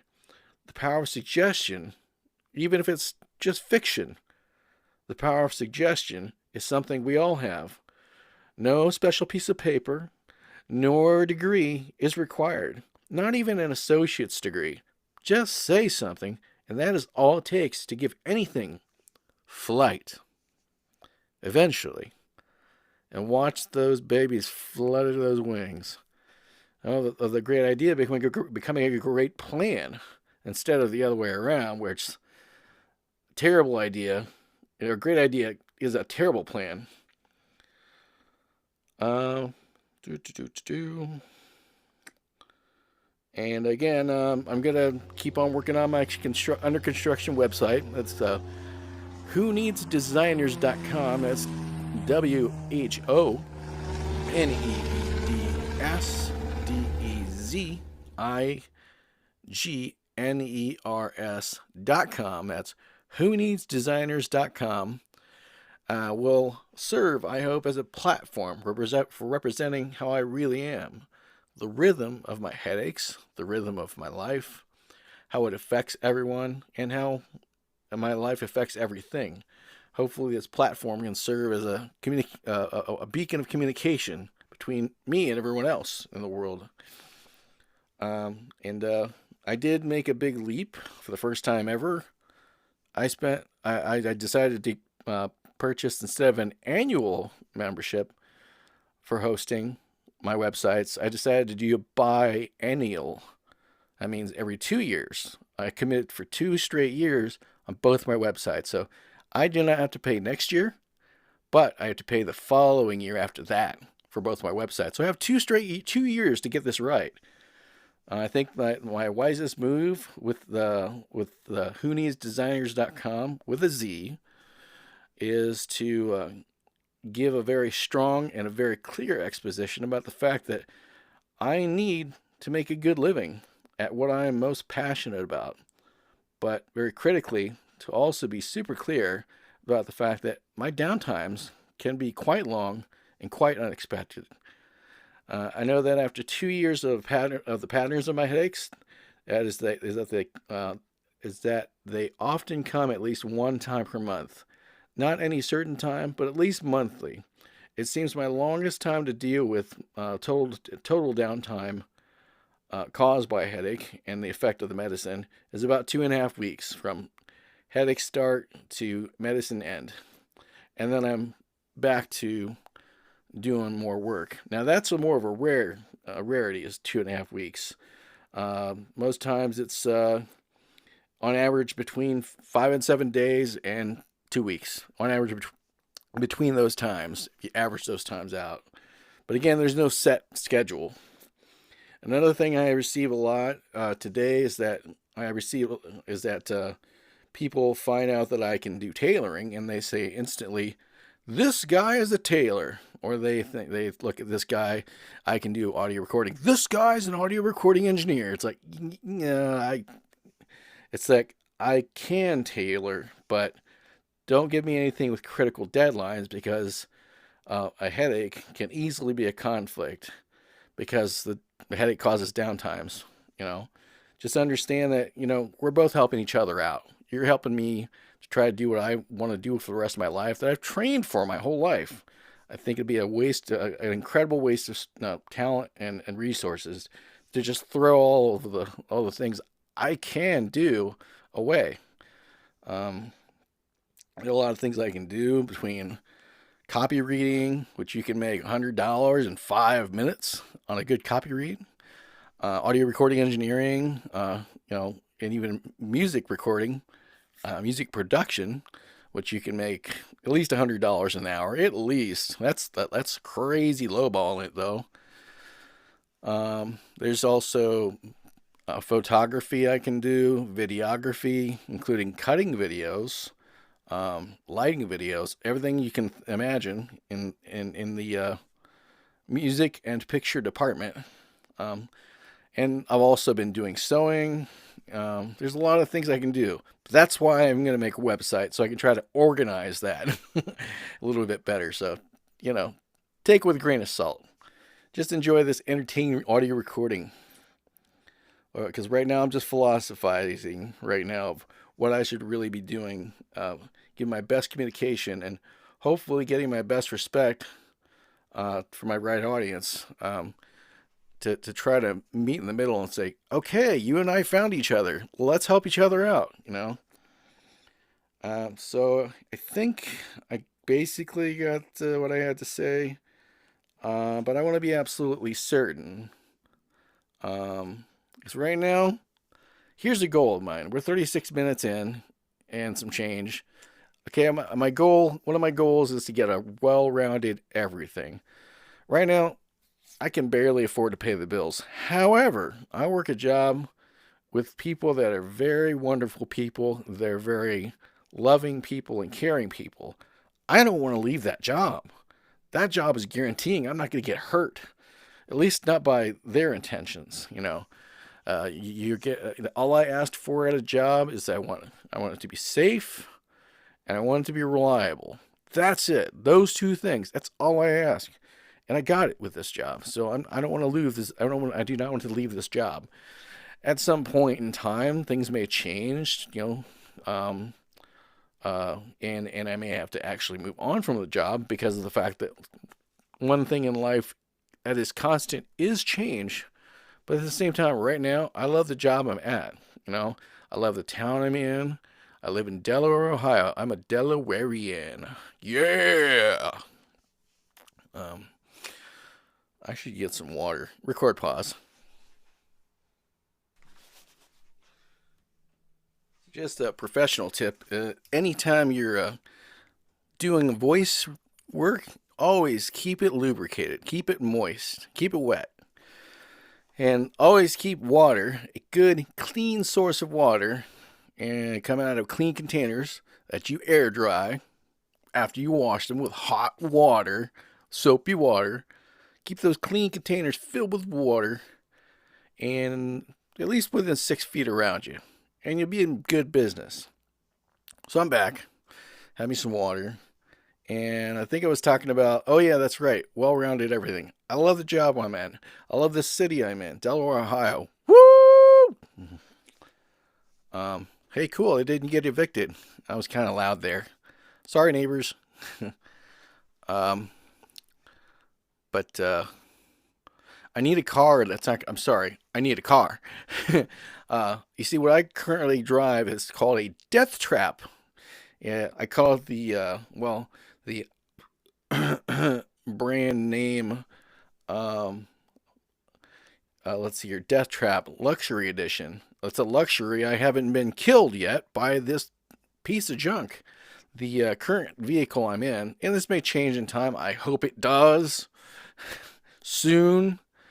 The current would-be vehicle I'm in right now is the suspension is rusted.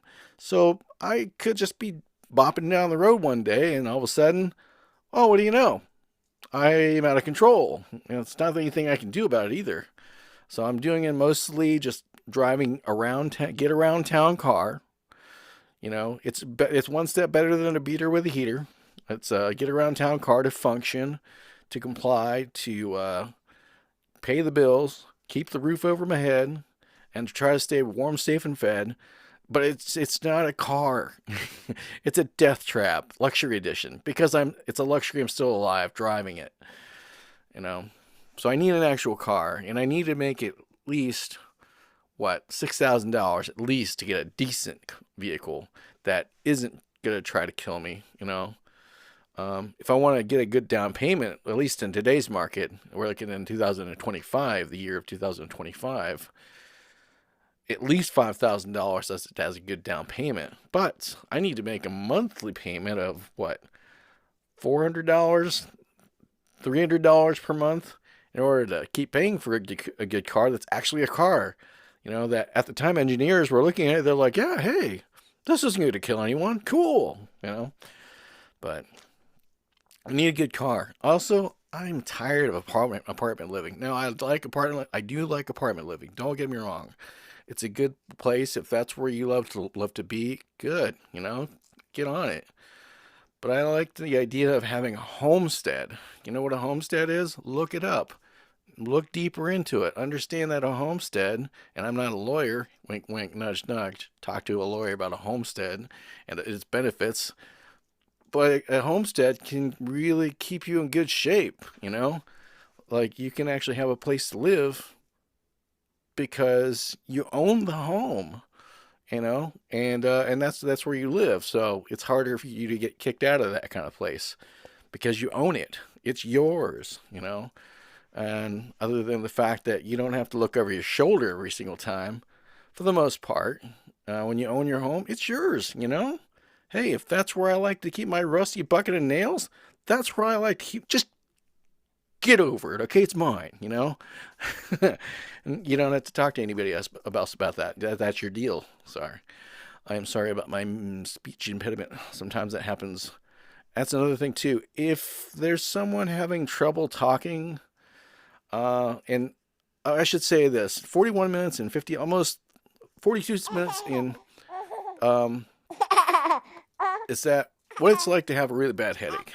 And you're your job, and you have to greet people all day long. Hi, please, thanks, bye.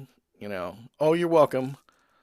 Oftentimes, I have a hard time saying you're welcome. Sometimes I have a hard time saying hi because my head hurts so much. And that's partly what it's like having a headache. Another thing it's like having a headache like mine is what might be called migraines, because it's not just like I had a tooth pulled. You know, I have a serious head condition, health condition. Well, it also my balance is off, and it's hard to get my motor skills right and functioning when I have a headache. I mean, this is why I sit and I do nothing except for taking medicine and taking time off to sleep and to take it easy, because I literally cannot do anything.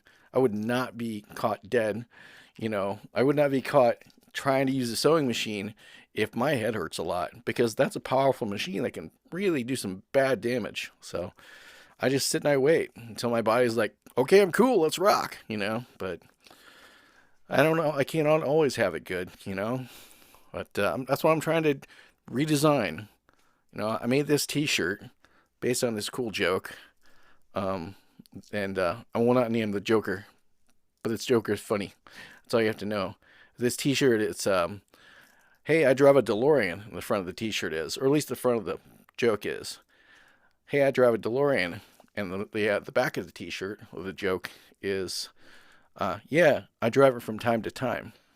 But then I advanced that joke a little bit further, thanks to another friend of mine who says, you know what, a DeLorean and a Pinto, but the DeLorean is a step above the Pinto in that class of cars that are really cool cars, but they just had such terrible design issues.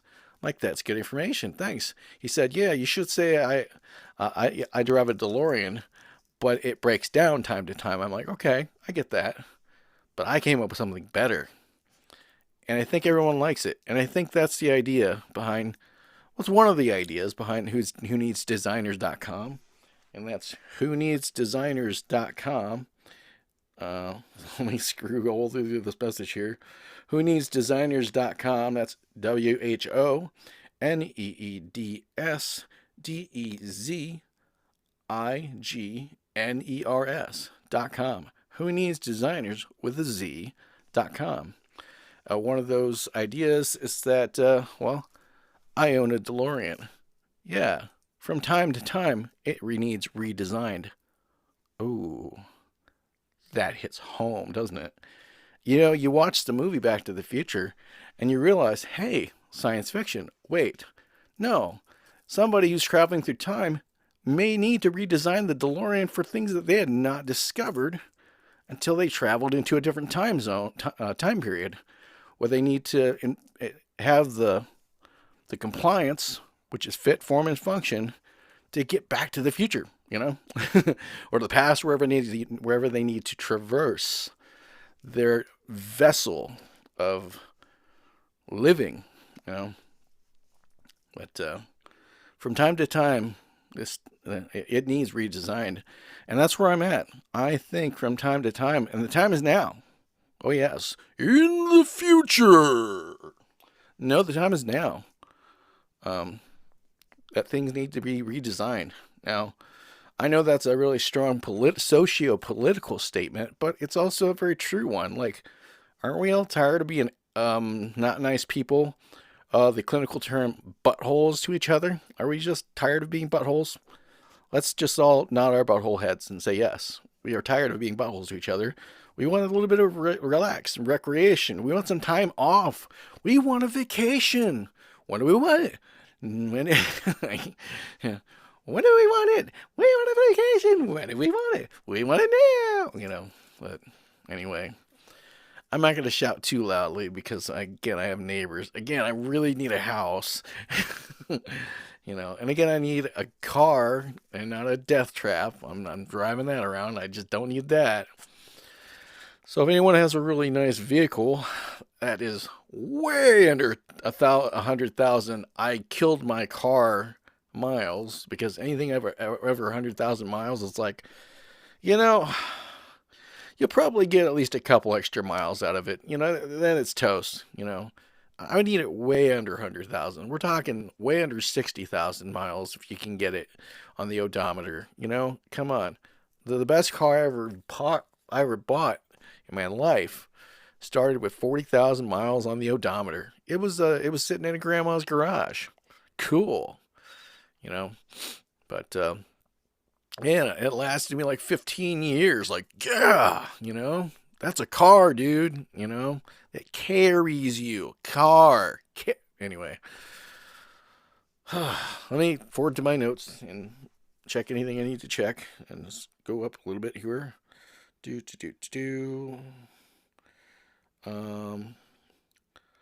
Let's see here. I need to, but one of these days, hopefully I can design the bridge to cross over to accomplish life-critical goals, and hopefully for me to be there is in the best ways I can be there, and never to get majorly shortchanged, and never to get basically cheated out of living a full and prosperous life. Well, it has been more than 5 minutes of me typing my mission statement here. Yeah. But I'm trying to perhaps make my own audio aids and also my own visual aids, because that seems to help people. And I do that using music, picture, comedy, and storytelling to try to create these audio and visual aids. And that's why I own a sewing machine. I own lots of microphones. I own a lot of good things I need to own in order to survive, because, you know, the man is not going to let me survive. The man's going to walk all over me and not even realize I exist until I'm a bloody puddle. That's what the man's going to do. But I need to do these things and be and design. I need to do these things in my life. I'm not going to be able to do it alone. I'm not going to be able to do this by working just a regular full-time job, because that's not going to be able to put the real bread on my table. That's going to put a table in front of me. If you saw how I lived, you'd be like, oh my God, how do you move? I'm like, I don't even know how I get out of the house. I mean, I got a lot of stuff I need to work on and do, you know. But that's just the thing, you know. I'm growing out of my pot, you know. I don't grow pot, but I'm growing outside of the bounds of where I was originally planted. I need to continue to evolve and to move, and from time to time, this DeLorean needs redesigned. You know, Anyway, that's all I have here to say. This is Jeremy DeNovo from Delaware, Ohio. For a lot of people in the world, they know me as Jeremy, aka Mr. Variety, and I still am. I just have to be also a variety of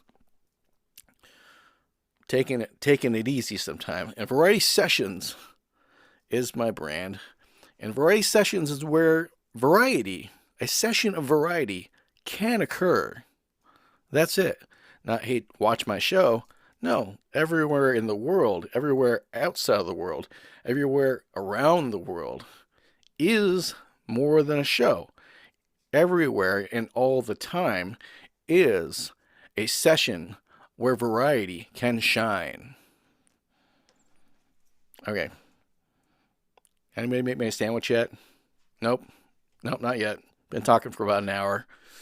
Okay, well, it's about 51 minutes and some change. This is Jeremy DeNovo from Delaware, Ohio, a Delawarean. Woo woo! And I'm just signing off here. I just wanted to make clear my goals, my intentions with my new website, whoneedsdesigners.com.